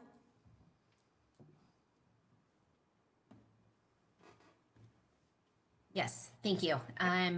Yeah, thank you, Kat, for coming in, working with Lisa and Freddie to put all this together. I think my question is mostly around kind of what, and this might just be looking back at the warrant article, but kind of what conditions do we have for when we can release contingency funds? Like, is that fully a committee decision that if a project needs more money for what we deem to be a reasonable expense, then we can release them? Or are there certain kind of parameters we have for what that can be used for? Well, this falls under what it could be used for, which is when cost, first of all, it has to be unexpected, and it has to be for costs related to the project. And it's totally within the committee's purview to take a vote and consider it. And my comments before were not about not releasing it, but to the concern about not having anything as a backup in the future, like as the project moves forward, what if you need more? And looking at the project, like, for example, the contingency for the first project, you can't vote on releasing them until you move it over to the second phase. And then you could immediately, because the first phase is done, you could release those at that time. But I had some concern about releasing all of the money in the, because what are you going, you know, like to, and this is a planning for the Trails Committee, like how much money you want to try to keep it under those contingency monies because something could come up. Yes, we understand that. So I don't know if that helps your question. Yeah, it does. Thank you. And I think, yeah, those are both things we definitely need to think about. So I think, yeah, that answered my understanding of, like you said, it has to be unexpected, cost related to the project. And then I think, yeah, the separate issue of then not having additional contingency funds. But yeah, that was my only question. So Great. thank you. Thank you. Grant, can you promote Claire? I guess I she's. did. Oh, you did? Okay, awesome, thank you. I'm Kristen, promoted. Hi, everybody. Sorry I'm late. that's okay. Hi, Claire. Kristen, go ahead. Yeah, I mean, I agree with the points just made. I have one question or maybe a suggestion, and if this is just me, by all means, let me know. I appreciate all the work that you and Freddie clearly put into this. As a next iteration, at least for myself, and I think when it comes time, if we have to approach the public, what might be good is now to take all of this and put it into like a chart or a table format that shows like phase 1 and phase 2, original scope, money spent, money remaining, proposed scope change, what gets done, what doesn't get done, and new timelines. Because I'm trying to follow it all, but I know, it's hard. and I know it's hard, and it's great. You've got it all here, right? It's just summarizing it in a way that people can see, oh, this is what we approved. You know, this is, and if we bring something forward, you know, this is how it compares to where we are now and what we're asking for. You know, any useful information just to be able to see it all in one table. Again, I open to other people giving feedback if you think that's worth it. Yeah, no, that's a great suggestion. I think we struggle a little bit trying, it's always been complex. And it's, Yeah. when you sit down in front of the paper, it's like, how do you make this one page? And obviously, I did not succeed because it's 3 pages. But thank you very much, Kristen. And I'd be happy to help too. I was So, going to say, I know. might reach out to you. Yeah, to do a absolutely, test, absolutely. A beta test, yeah, thank you. Great. Claire, I know you just kind of walked into this discussion. I don't know if you want to ask a question or add anything. It's, we haven't No, voted on but the, sorry, go ahead. No, but thanks. I really like what Kristen just said about the table prospect, because I think it's really, particularly when you're trying to present something, it just is so hard for people to understand this, that most it can be simplified is better. Yep. But that's it. So what I would ask of the, oh, sorry, Freddie, did you want to add anything else before I go forward? One question, is this eligible to reapply to the recreation grant? So I think it would be, but I wouldn't try to do this session because it's due Feb 2nd. So I would look at doing the 2027 session, which would open up in November of 2026 and be submitted early February in 2027. They would then release the awards by May, June of 2027.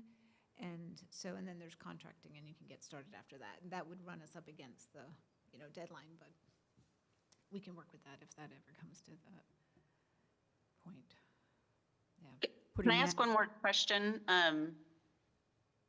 Is this also something, I'm not sure what decision points we're at tonight, but is fall town meeting another consideration if we're rushing it now? No, please. So, Kristen, I think for what my ask would be for tonight is, obviously, there's a lot of information here. We've asked a lot of questions. There's a lot to mull over. Kat's going to get some more information from the engineer. What I would suggest is we reach a consensus if we're willing to at least consider a placeholder for one, if not two articles, one for Phase 1 and then one for Phase 2 if we need it. And then Kat can come back in January. We can discuss a little more and maybe make a final decision then. But I'd be willing to just commit to putting a placeholder now and continuing the discussion into January. Just so I'm clear, the two warrant articles, the first one is to transfer the funds from Phase 1 to Phase 2. What is Correct. the second one? I don't know if there's going to be a Oh, I second see. one yet. Okay. I'm kind of putting it there. I think for it's really phase- smart because if we change the scope of the project to be Exactly. either or, that would be the second article. Exactly. So I just think it gives us an opportunity, and we may shut that door in January, but I think, No, that's fine. I just Okay. wasn't sure if I missed it. no, sorry. So again, I don't know that we need to take an official vote on this, but I would just ask the board, committee again, to consider two placeholders at this point. One, to shift Phase 1 monies over, and two, in case there's something within Phase 2 that we would need to ask town meeting for. And again, this is just for a placeholder for additional discussions in January. Katie? Yep, I support that. Okay. Grant? I support that. Ellen?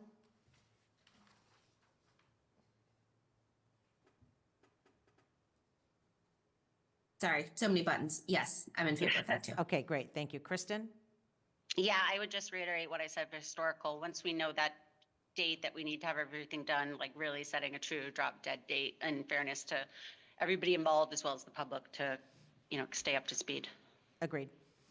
And Claire? Yeah, agree. I just think that, as Kristen said, in fairness to other people, that, we've talked about drop dead dates before.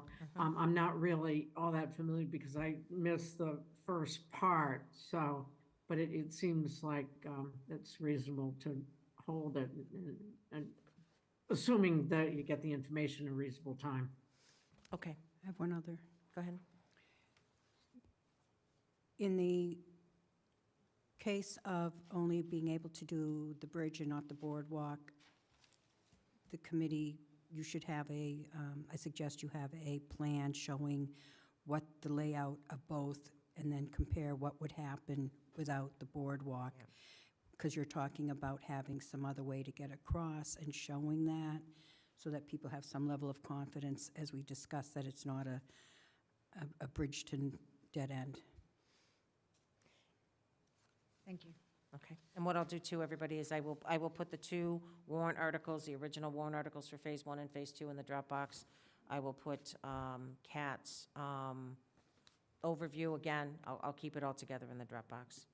So, Thank Go you. ahead. I just want to touch on one quick point, because I asked myself this question because I was channeling Mark.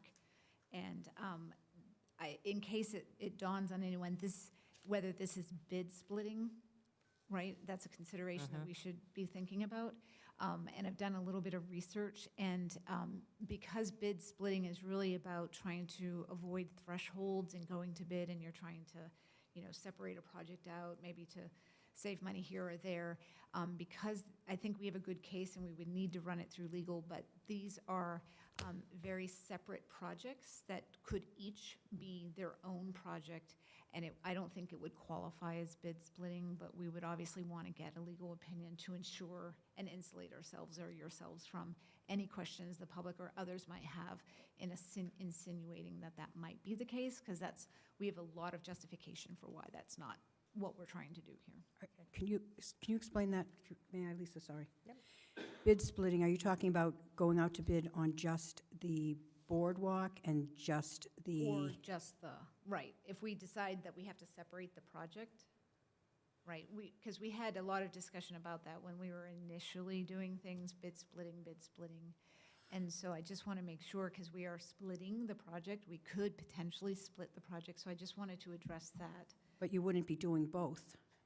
You would be, if you have to. Right, but if you just, that's for information, you but in- wouldn't, Yeah, in the you wouldn't future, do both. But in the future, we'd go back and do the other one. For example, if we only can do one, then, we're not going to stop there. We're going to bring that to finish, and then in the future, we will come back and do the boardwalk. So it becomes two separate projects Exactly. in the future, not one project that you're going to try to do both at the same time. That's more. Yeah. I don't think it's an issue, but Okay, Okay. thank you very much. One other thing I'll note, just, I know that timing is tight if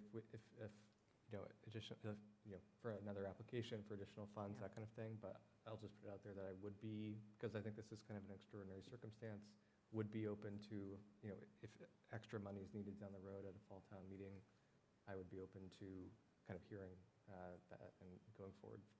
I don't know if that's in the plans or not, it doesn't sound like it is, but if it's needed, I would be open to that. And we can certainly discuss that when Kat comes back in January as well. Thank you. So I'll just say thank you very much. We feel very supported by CPC, and we know this has been a very complex project from the beginning, and you've really hung in there, and we really appreciate that. And Freddie, your time yesterday was incredible. I really appreciate it. I know it was stressful, because I was stressful, but I really appreciate your consideration of helping us trying to find a path forward, because that's really what we believe in the project. We believe it's a good project, and we really wanted it to be successful, and we just have to redirect and pivot to another point and find another way, and that's just where we're at. So we appreciate your support on that. Great, thank you. Thank you. Absolutely, come up to the mic so everybody can hear.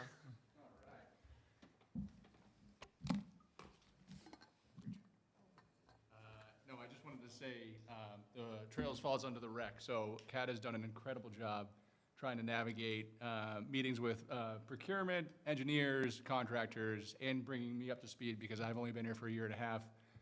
She's been great to work with, and I don't know how she has the time to do it all, so she's done an incredible job. Awesome, thank you. Thanks. So before we go to the budget review, based on what's transpired here tonight, I'm going to offer a suggestion to the committee. And again, you can yay and nay. My suggestion is going to be that at this point, it seems like at least 2 of the projects are going to go to January before final decisions are made, because we're still waiting on additional information. So I guess my question to the committee is, we'll still do the budget review, of course, because I think that's important going in. And I know, again, I'm trying to stick to the structure of the handbook, but again, I think that there's a lot of information still out there. So my suggestion would be that we extend the final vote until our January meeting on the cemetery and on the Fayville Park improvements projects till we get additional information. That'll also give us time to mull over the budget that Freddie's going to give us. It's 9 o'clock now, so I think by the time we get through everything, that's just a suggestion. I would suggest that we take a position on the trust. That seemed to be a pretty easy one to take. So again, I'll open that up to everybody to get your thoughts on. Yep, I completely agree, and I appreciate it. I'm close to turning into a pumpkin, so I love it. But yeah, I support that. Okay, Grant, your thoughts? I agree as well. Okay, thank you. Ellen? Agreed. Okay, Kristen?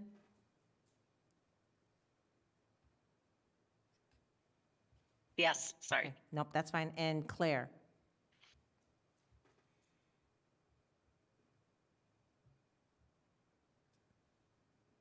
Okay, we'll come back, but Sorry, I couldn't get back to the Zoom screen. that's okay. Yeah, that's fine. Good idea. Do you want to add? So for the money being requested, we don't have an answer tonight for what I believe they want, which is how much is in the housing bucket, and that will become clear when we go through the budget later. So I don't think you can make a final vote, but you could make a vote to move forward and allow me to start drafting the warrant article, so you could look at it at the next meeting with the conditions from the original one, and you could look and see if there was something else you wanted to add or take out. That would be something you could do tonight. And I think that's what we've done previously, with the final numbers not being finalized until the warrant articles are completed or throughout that drafting phase. So I think that makes sense. Okay. So we would need a motion. I'm just trying to think how to do this. To conditionally approve the Affordable Housing Trust application number to be determined. So moved. Is there a second? Second. Thank you. Roll call vote. Katie? Aye. Grant? Aye. Ellen? Aye. Kristen? Aye. Claire? I'm sorry, I missed something. Was there discussion on, we're voting on a number to be determined. Why wouldn't we just wait until we know when the number is going to be determined? Because the process is we're voting whether to move this forward. We're going to hold off on the Fayville and the cemetery, but we talked about tonight. Understood. We talked about the Affordable Housing Trust. We're just not sure of the final number yet, but we were supportive, that's what this vote is to be supportive of moving the article Okay, all forward right. with conditions, Claire. And Okay, I'm going to thank you. provide you with, everybody with what the warrant article was last year and the conditions. It was pretty extensive. Okay, all righty, thank you. Okay, so are you, Yeah, I'm a yes. okay, and I'm a yes as well. Okay, so, Freddie? Did you, oh, I thought you were trying to say something. Okay, so that brings us to the rural cemetery and Fayville Park. So we will come back with those. We'll determine a date at the end of the meeting. We'll let the I'm planning board hat. We'll let them know, and, we'll vote at that time once we have additional information, final budget numbers. I think it just makes sense. And where town meeting is in April, I want to say it's the 10th, the 11th. Does that sound right? Something like that. So I think doing the extension on these two makes a lot of sense to get all the information we need. So, Travis, that being said, I don't think there's anything else for you. We're not going to take a position tonight. We're going to wait for the additional information, and you don't have to hang around for the budget or any of that stuff. So we're not going to go down that road. So thank you. Much appreciated. Thanks, you too. You too. So, And then we ready? still have, oh, sorry. Oh, no, go I was ahead. just gonna say, we have Kevin and Doug online still as well. Do we have anything else for them, or should we let them go if they? I think like they're to. good. And again, Kevin and Doug, go ahead, who's trying to talk? Well, because I don't know that we're taking a vote or not, but I had that one statement, and in fairness, I think, it's I'm sorry. in regard. I forgot, Kristen, please, go ahead. Yeah. I apologize. I'll try to keep this brief, guys. I know it's a late night, and I honestly, given my circumstances, didn't have as much time. But first, I just want to make it really clear, I support the mission of the Affordable Housing Committee. I respect your knowledge, your efforts, and very much understand the urgency we have to expand our affordable housing, because after years of these funds sitting there and not being used by any committees, we're eager to do so. I do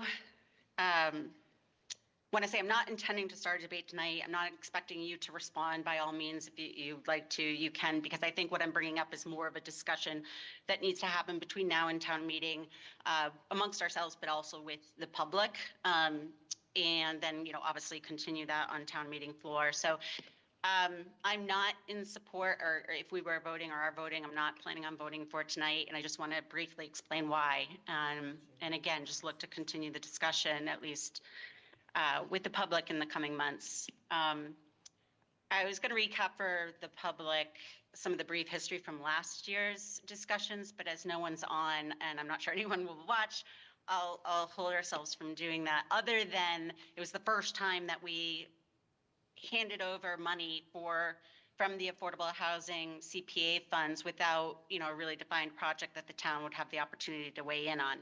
And we worked together and we developed the conditions and we brought legal in, and I think there was still I know I still had some apprehension of kind of the wide net that's been cast. And a lot of that hinged, as we know, around the property at where the water tower is on Atwood Street and the adjacent property, and how it had been pursued leading up to last year's article, had left a bad taste in people's mouths. It's something we talked about a lot. The legal counsel, we talked about grant agreements. We're not going to build agreements between two town entities. And at the time, council said, look, do it this first year, see how it goes, and then, you can make a different decision when they come back for more money. And again, this is not to knock anyone's efforts, but I tried to take notes to make this quick, but I'm not doing very well, am I? I mean, particularly considering the south side of town and, how this year progressed. The south side of town, as we know, already being challenged with quite a bit. And really, I think what I'm going to bring up is questions that should also be considered when looking at the proposed changes brought to the planning board in regards to 55+ housing. I, as a community member, would be really interested in understanding a bit more behind the strategy, because 40 Atwood and the water tower property was, kind of a point of I don't want to say contention, but it was something we discussed a lot last year. And this year, other than your meetings, I'm not sure how much engagement there was with the public, but I was surprised to hear when there was a possible article coming forward to spend $200,000 of the affordable housing money on cleanup of the lead paint issues that we found as a result of the water tower. And I know you didn't ultimately put that forward, but the fact is it was considered enough to draft an article, and that concerns me. I think personally, before we continue forward with the conditions as laid out, I think the community should have more of an opportunity to have some input on overall strategy.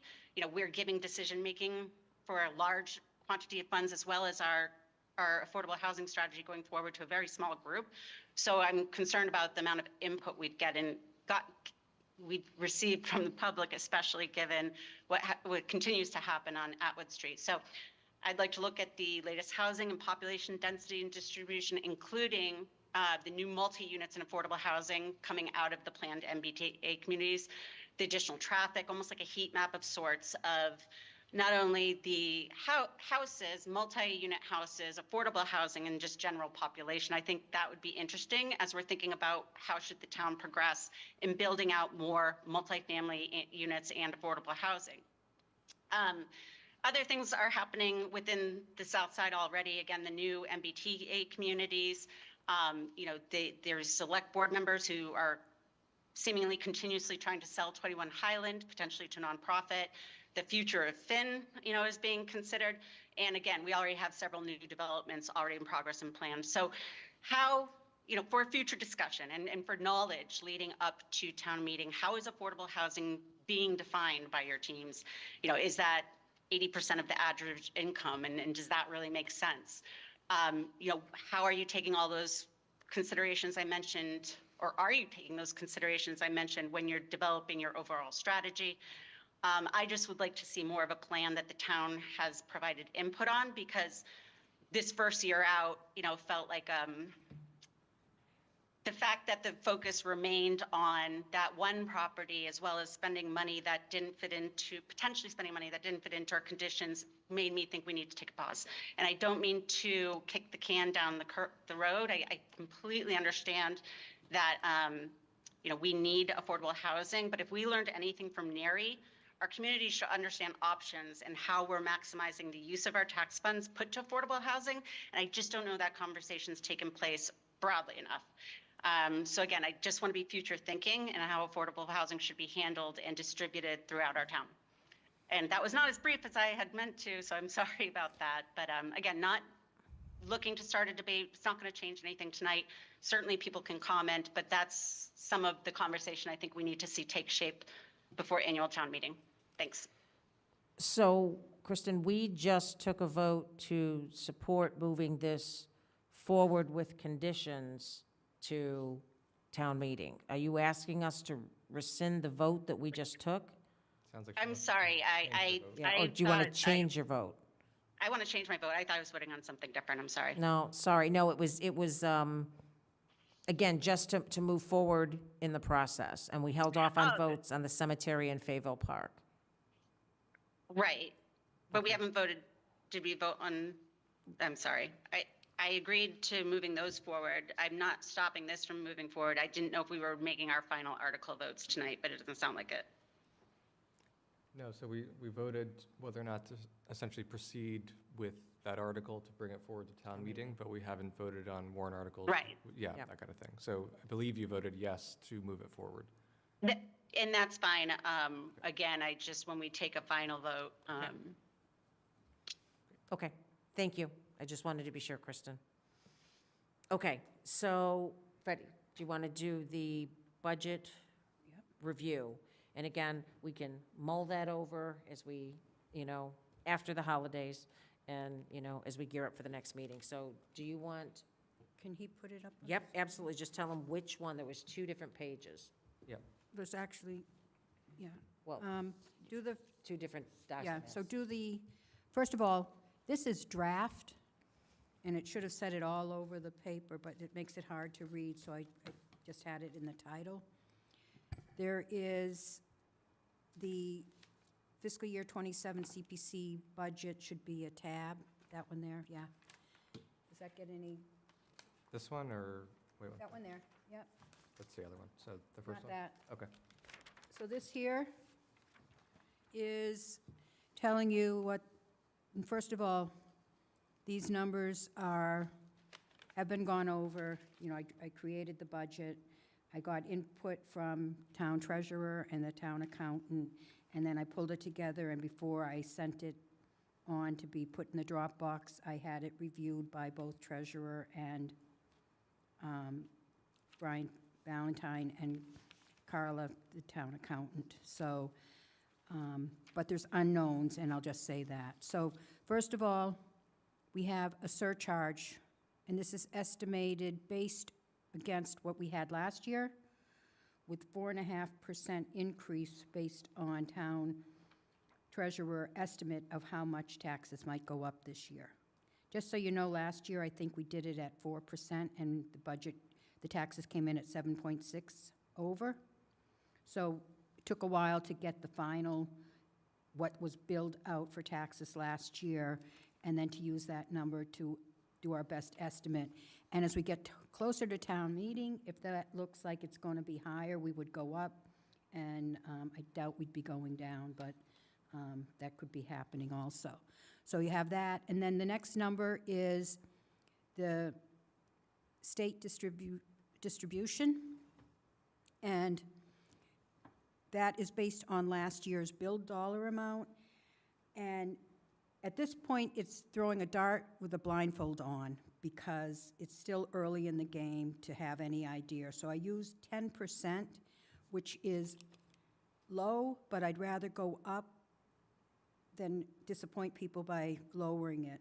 Last year, it came in at 16%. So that could actually be, if it's in the 16% again this year, that could be another 50% of that, almost $50,000, right? So that could go up. But that gives you your total amount, then you take the 10% out, that gives you how much of funds and the admin money. You take those percentages out, and that leaves you with how much you have to pay the bonds that we're required to pay. After you take those bonds out, you have how much funding is left to use towards projects for the years. And that came in under this estimate of, you know, the fiscal match and, I mean, the state, not match, the state distribution and our surcharge, that leaves us with $129,533 anticipated revenue that we could use towards a project. Is everyone okay with that?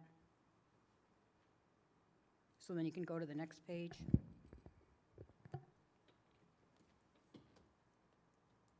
Not that. Not that? No, go to the first Oh. spreadsheet and the second worksheet. Oh, okay. Okay, so this here is telling you how much are in the various accounts, and where the historic, we always use that funding towards one of the historic bonds. So that's why it's 0. The reason it has the 2484 is because last year we did, after we had allocated the funds, we had a adjustment based on an under estimate of the surcharge from the prior year. So that's what that is. The open space has continued to grow, and the housing, last year you left 100,000, and if you add the 46 and the 55, that equals 100,200, I mean, 100,000, 2,040, $484, because you had that extra surcharge, I mean, that extra, the extra adjustment. Okay, so right now you had determined you wanted to leave 100,000 in that account, and with this year's, right now, estimated 56,772, that leaves you with $59,258.09 towards extra above and beyond the 100,000 you wanted to keep. And you can also vote to change that, right?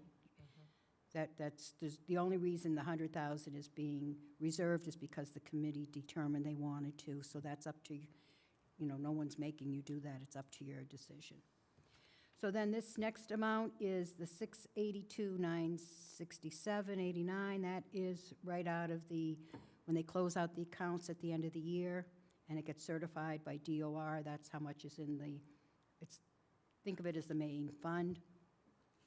Last year, we also had some funding we didn't use from the anticipated revenue, and that got put into the fiscal year 26 budgeted reserve.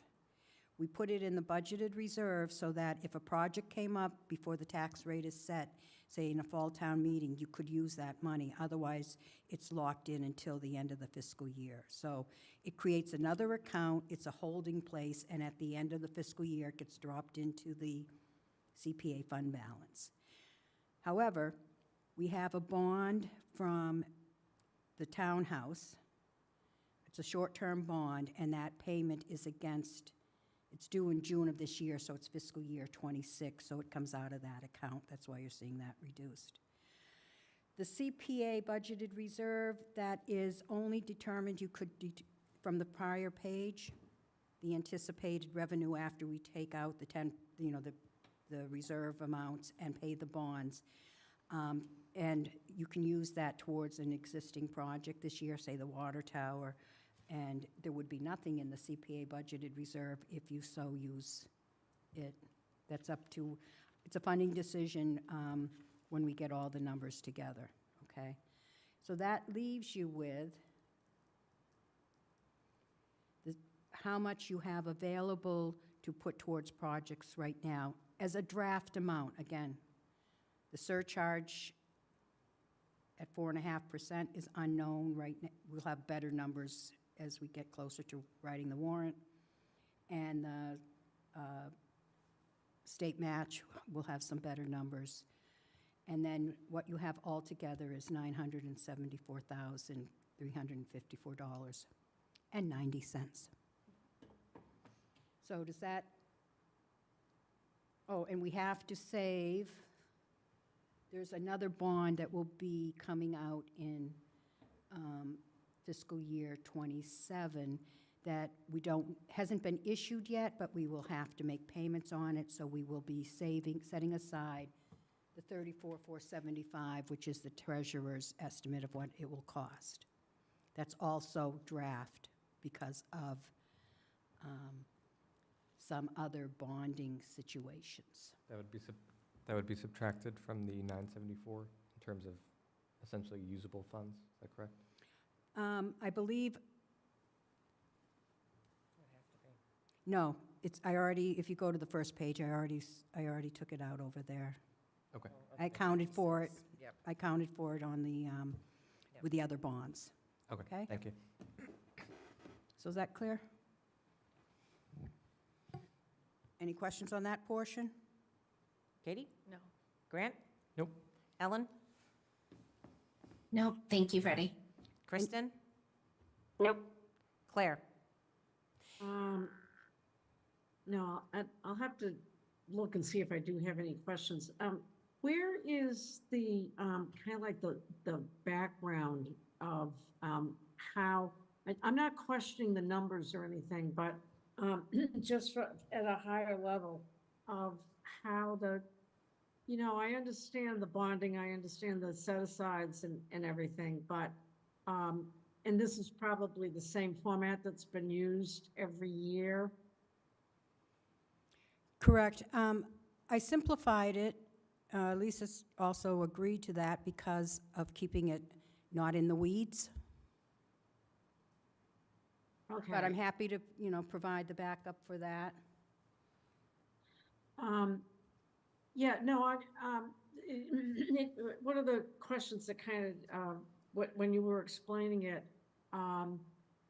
is there a list that says, for example, you said there's one coming up in, I think you said FY '27? I might have that wrong, next year? Correct.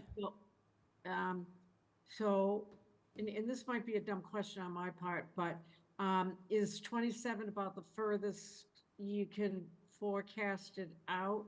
Or is there like a bond schedule? Well, that's the next worksheet. Oh, okay, all right, thank you, all right. And also, Claire, Freddie's happy to have a conversation as well offline, if, that would be more helpful to go through this in a little bit more detail. Well, that would be great. I'm not exactly sure you want to do that, but I will get my questions together, thank you.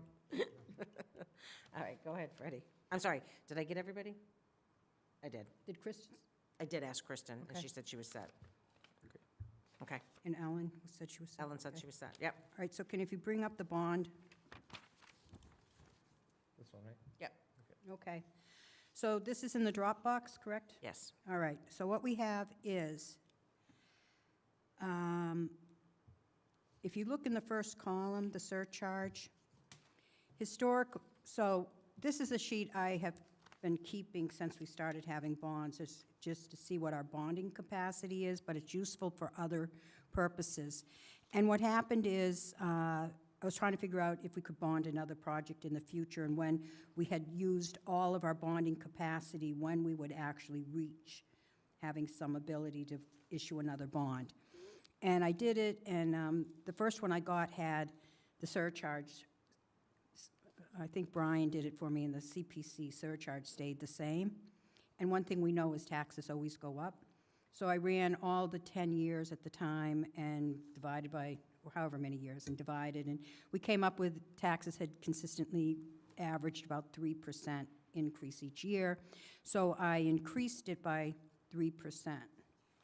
And then what I've done here, those past numbers don't matter anymore. The 495 is a billed amount. That was with the 7.6% increase. So that was an actual, solid number. And then from there on in, the 518, I multiplied out by the 4.5% that Brian estimated for this year, the town treasurer. And then after that, those are all at 3% because, you don't want to overestimate what the taxes are going up by, but those can be adjusted as needed. Then what you have is the Burnett House. It's a 20-year bond. Those numbers are solid. Then you have the library. It's a $1 million bond. Those numbers are solid. Then you have the townhouse. Now, the townhouse is a little bit more complicated because the town treasurer determined not to bond the reauthorized, I don't know if it's written here, but over 2 million. I think it was 2 million. 2.2, I think, something like that. So we authorized over 2 million in bonding. We also had another 275,000 we took out of the general reserve fund. So there were complicated pieces there. And then Brian determined that because of the schedule of doing the work, he didn't need to bond it all at once. So he only bonded out, what does that say there?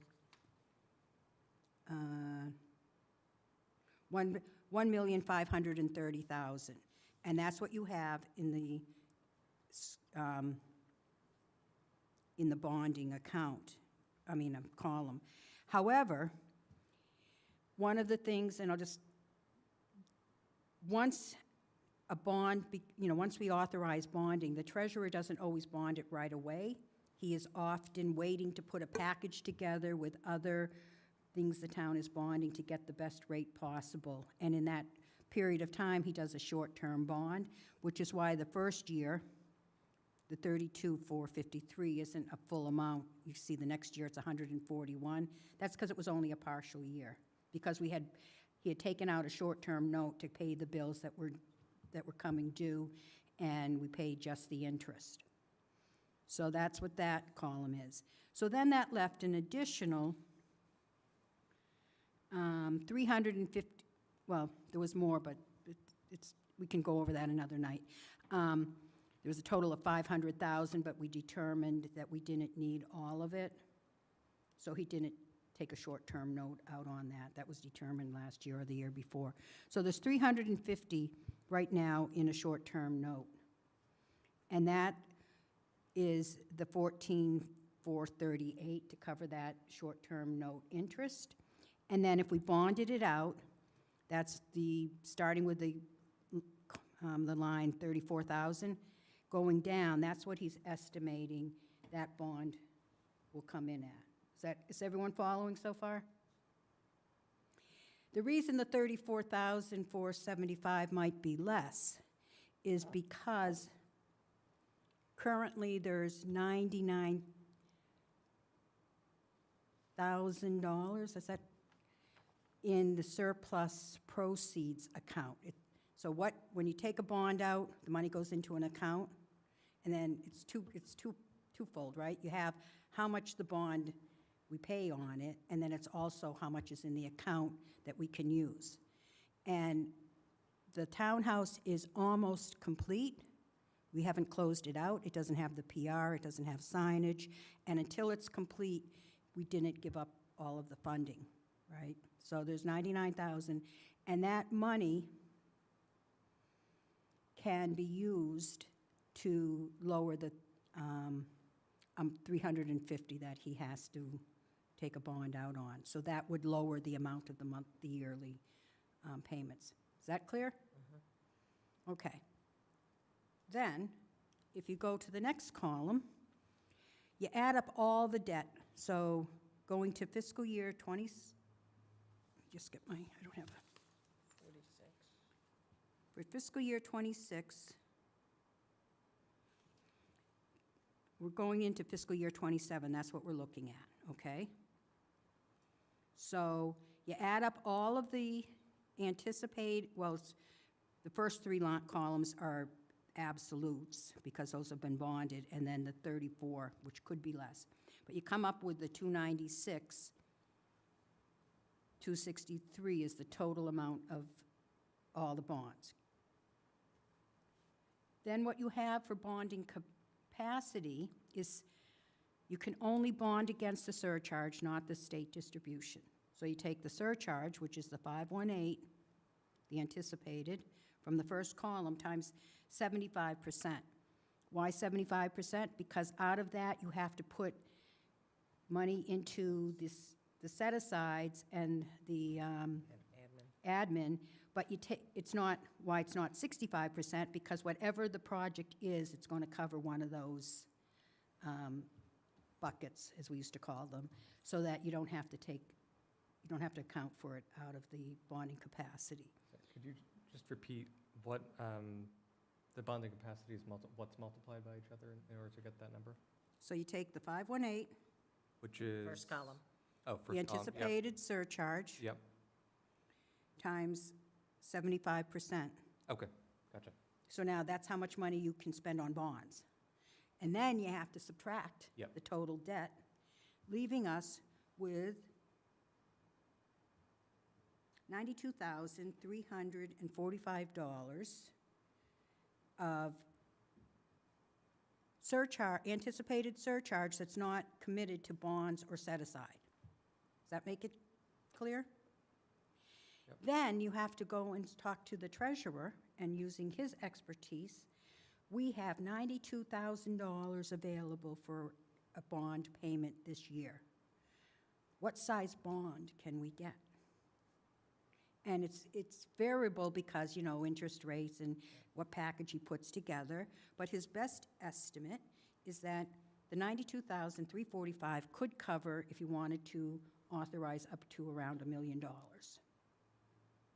So in addition to, on the first sheet, the 900, I don't have it memorized, 974,000, you have funding capacity of an additional up to $1 million in that ballpark of bonding capacity. In both scenarios, so that you could bond $1 million on a project, or you could spend the 900, or you could spend up to 1,974,000. So, and leave yourself. Now, the other way to use this bonding capacity is if you look at the available bonding capacity payment, that's kind of like how much, as a scheduled future 3% annual increase, how much you will have in available funds without counting any state match. So if you spend everything between what's in the accounts and the bonding capacity, next year you'd be looking at $113,000 to spend on projects. So it is a forecasting tool. It's not, 100% exact, but for forecasting, I think it's pretty, I think it's pretty darn tootin' good. It gives you an idea of where you stand. So if you have any questions, and if you understand that, I did a really good job of explaining it, because it's complicated. It is. Freddie, I have a question. If you scroll back up a couple rows, where you have the amount authorized, you have $970 for the Burnett House, you have $1,040 for the library. How come there's no amounts for the townhouse? It says $1,530,000, and then it says $350,000. She's saying it didn't come down. What do you mean? No, I'm looking further down. Yeah, she's saying. Okay, I see what you're The Burnett House carried down. I'm looking Wait. just to have the same format. I It see what didn't you're, carry this down. it didn't carry these two. Yeah, there you go. It's row C. There's one It in looks like row it's C and one in row, Oh. That's C4 and It just didn't carry it down. C16. Yep. Yeah, that's just, I'll tell you, because I just got that schedule from the town. It looks like it's line 14 or row 14. It is. Let me explain. I had the Burnett House and the library, and I just got the numbers from the town treasurer right before this meeting, and I just copied his over, and he hadn't carried it down, so I'll fix that. It's just, Oh, okay, all right. It's just, I mean, it's just Yeah, yeah. nothing. yeah. So, Katie, any questions? No, that's straightforward. Thank you. Perfect. Grant? No, and I understand it, so I think you did a great job explaining it, Freddie. Agreed. I'm kind of shocked. Awesome. Ellen, any questions or comments? Yeah, I'll second what Grant said, and Freddie, you said this is a simplified version, so I don't want to see the complicated version, but I feel like this really did help my understanding of it, so thank you. The like annotations, the explanations, yeah, what that bonding capacity can cover, or what we would have anticipated next year if we spent everything. Yeah, I just really appreciate this, so thank you. I do have to make another comment. The library has money in a bond, surplus bond proceeds. And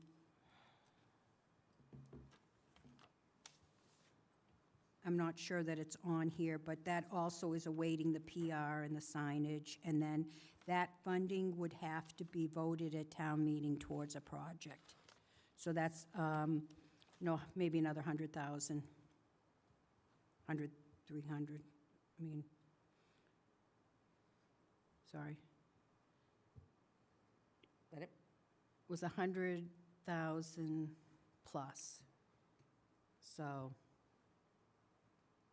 and what that means is we bonded it and we didn't spend all the funds. And a lot of this is because we have contingency monies, and also if they come in under budget, but I think it's pretty much the contingency, and then we still have some work to be done before we release it. The reason they're different is the library funds were bonded, and DOR has strict rules on how you can use surplus funds. Last year, we had released some that we just needed to take a vote. That was under $50,000, so that is handled one way. Over $50,000, you have to go to town meeting and say we're releasing this bond money by putting it towards another project. In the case of the townhouse, the $32,453 that were, the $34,475, that's in a short-term note. He hasn't bonded it yet, so we have the option not to bond it. And if I just confused you, we can go over that another time because it's late. Kristen? Yeah, first, I apologize for continuing to turn my video off, but it's just I'm on my phone, so when we pull something up, it's easier for me to see if I turn my video off. No, I agree. I'm not ready for the test, but I certainly followed you, so I appreciate it, and I don't have any other questions right now. Okay, great. Claire? Yeah, this is my first time going through this, so I really don't have a good understanding of it. And it wasn't Freddie's explanation. It's just my first time going through it. I don't understand at a high level some of the theory, so to speak. Okay. Claire, we can schedule some time that you can sit with Freddie? Sure. Yeah. Be happy to. definitely. And I also want to say this, bonding capacity schedule is something I came up with years ago. It wasn't any format. It wasn't any, it was just like, if we want to bond money, how much can we spend? And then how do you forecast that out by doing the projections at increasing the surcharge at 3%? And then each year you can actually put in the new number. So Okay. I'd be happy to go over it with you, Claire, though. All right, you guys can talk offline. Awesome, thank you. Signage, I think for this meeting, and I'm going to try to whip through this, I don't know if Ellen and Kristen had a chance to talk. No, and I have to excuse myself shortly. Okay, that's If we fine. could defer this. I thought we said after the holidays, but I honestly don't know. Totally fine. You know what? I'm not looking at my notes. So if everybody's good, we'll defer that to the next meeting. Ongoing projects, we'll let go. Just quickly, we had talked about having a minute taker, and Susan, that does the planning board minutes, has agreed to take on our minutes as well. So there's a standard contract that she signed for planning board in the packet. What I'm going to ask the board is, I've gone through and I've highlighted that the pay schedule isn't going to change. It's the standard pay schedule that the town has.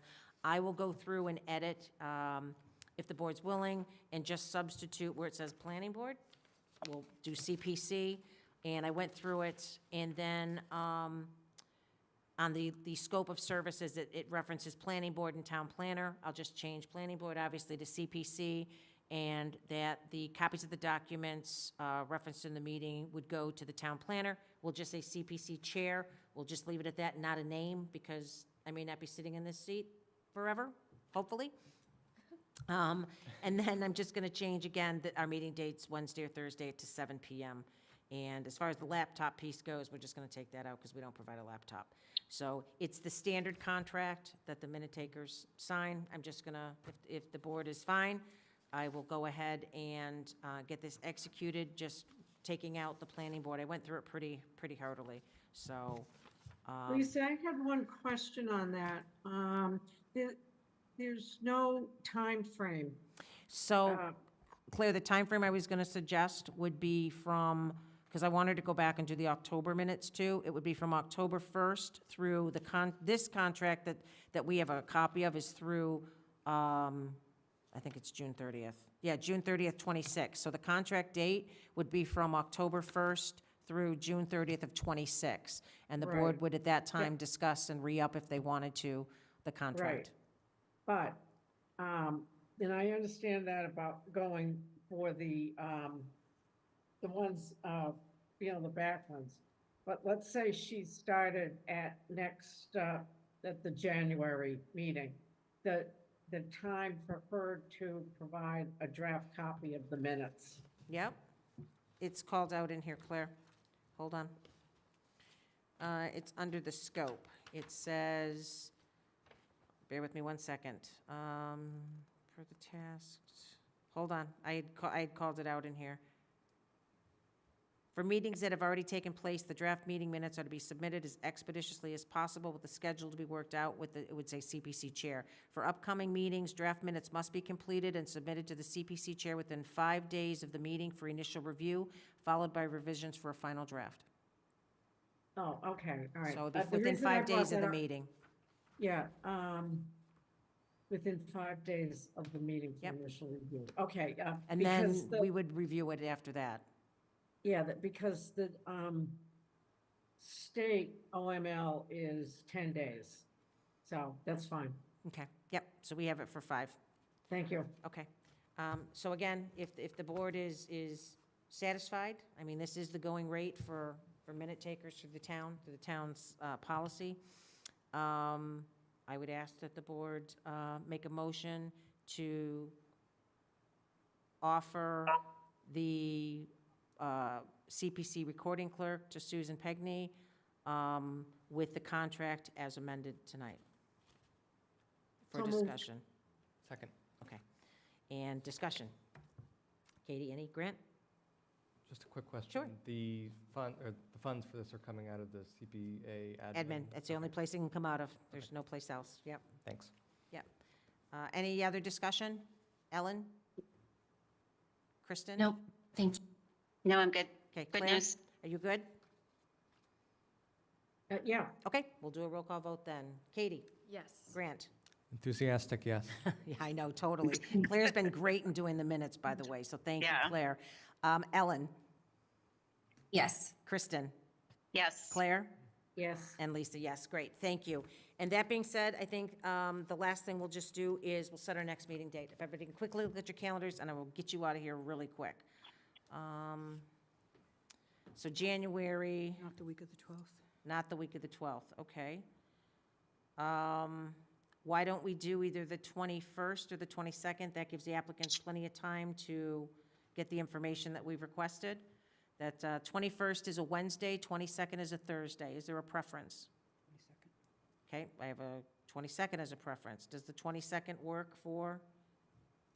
Yeah, I have no preference. Okay, so Katie's good with the 22nd, Grant? 21st is easier. If I do the 22nd, I would have to do 7 or later. I'm sorry, 7? 7 or later. 7, oh, we would do 7 anyway. I think that's kind of what we decided at the last meeting, is 7 works better. I have a 5 o'clock meeting earlier, but I think that's fine. Okay, so 7 would work? Okay. Ellen, does 22nd at 7 PM work? Yes. Okay, Kristen? Yes. And Claire? Yes. All right, there we go. Next meeting date is set. Do we have a motion to adjourn? So moved. Thank you. That was pretty quick. Second. Second, great. Roll call vote. Katie? Yes. Grant? Yes. Ellen? Yes. Kristen? Yes. Claire? Yes. And Lisa, yes. Thank you all. Have a good night. Bye, guys. Everybody.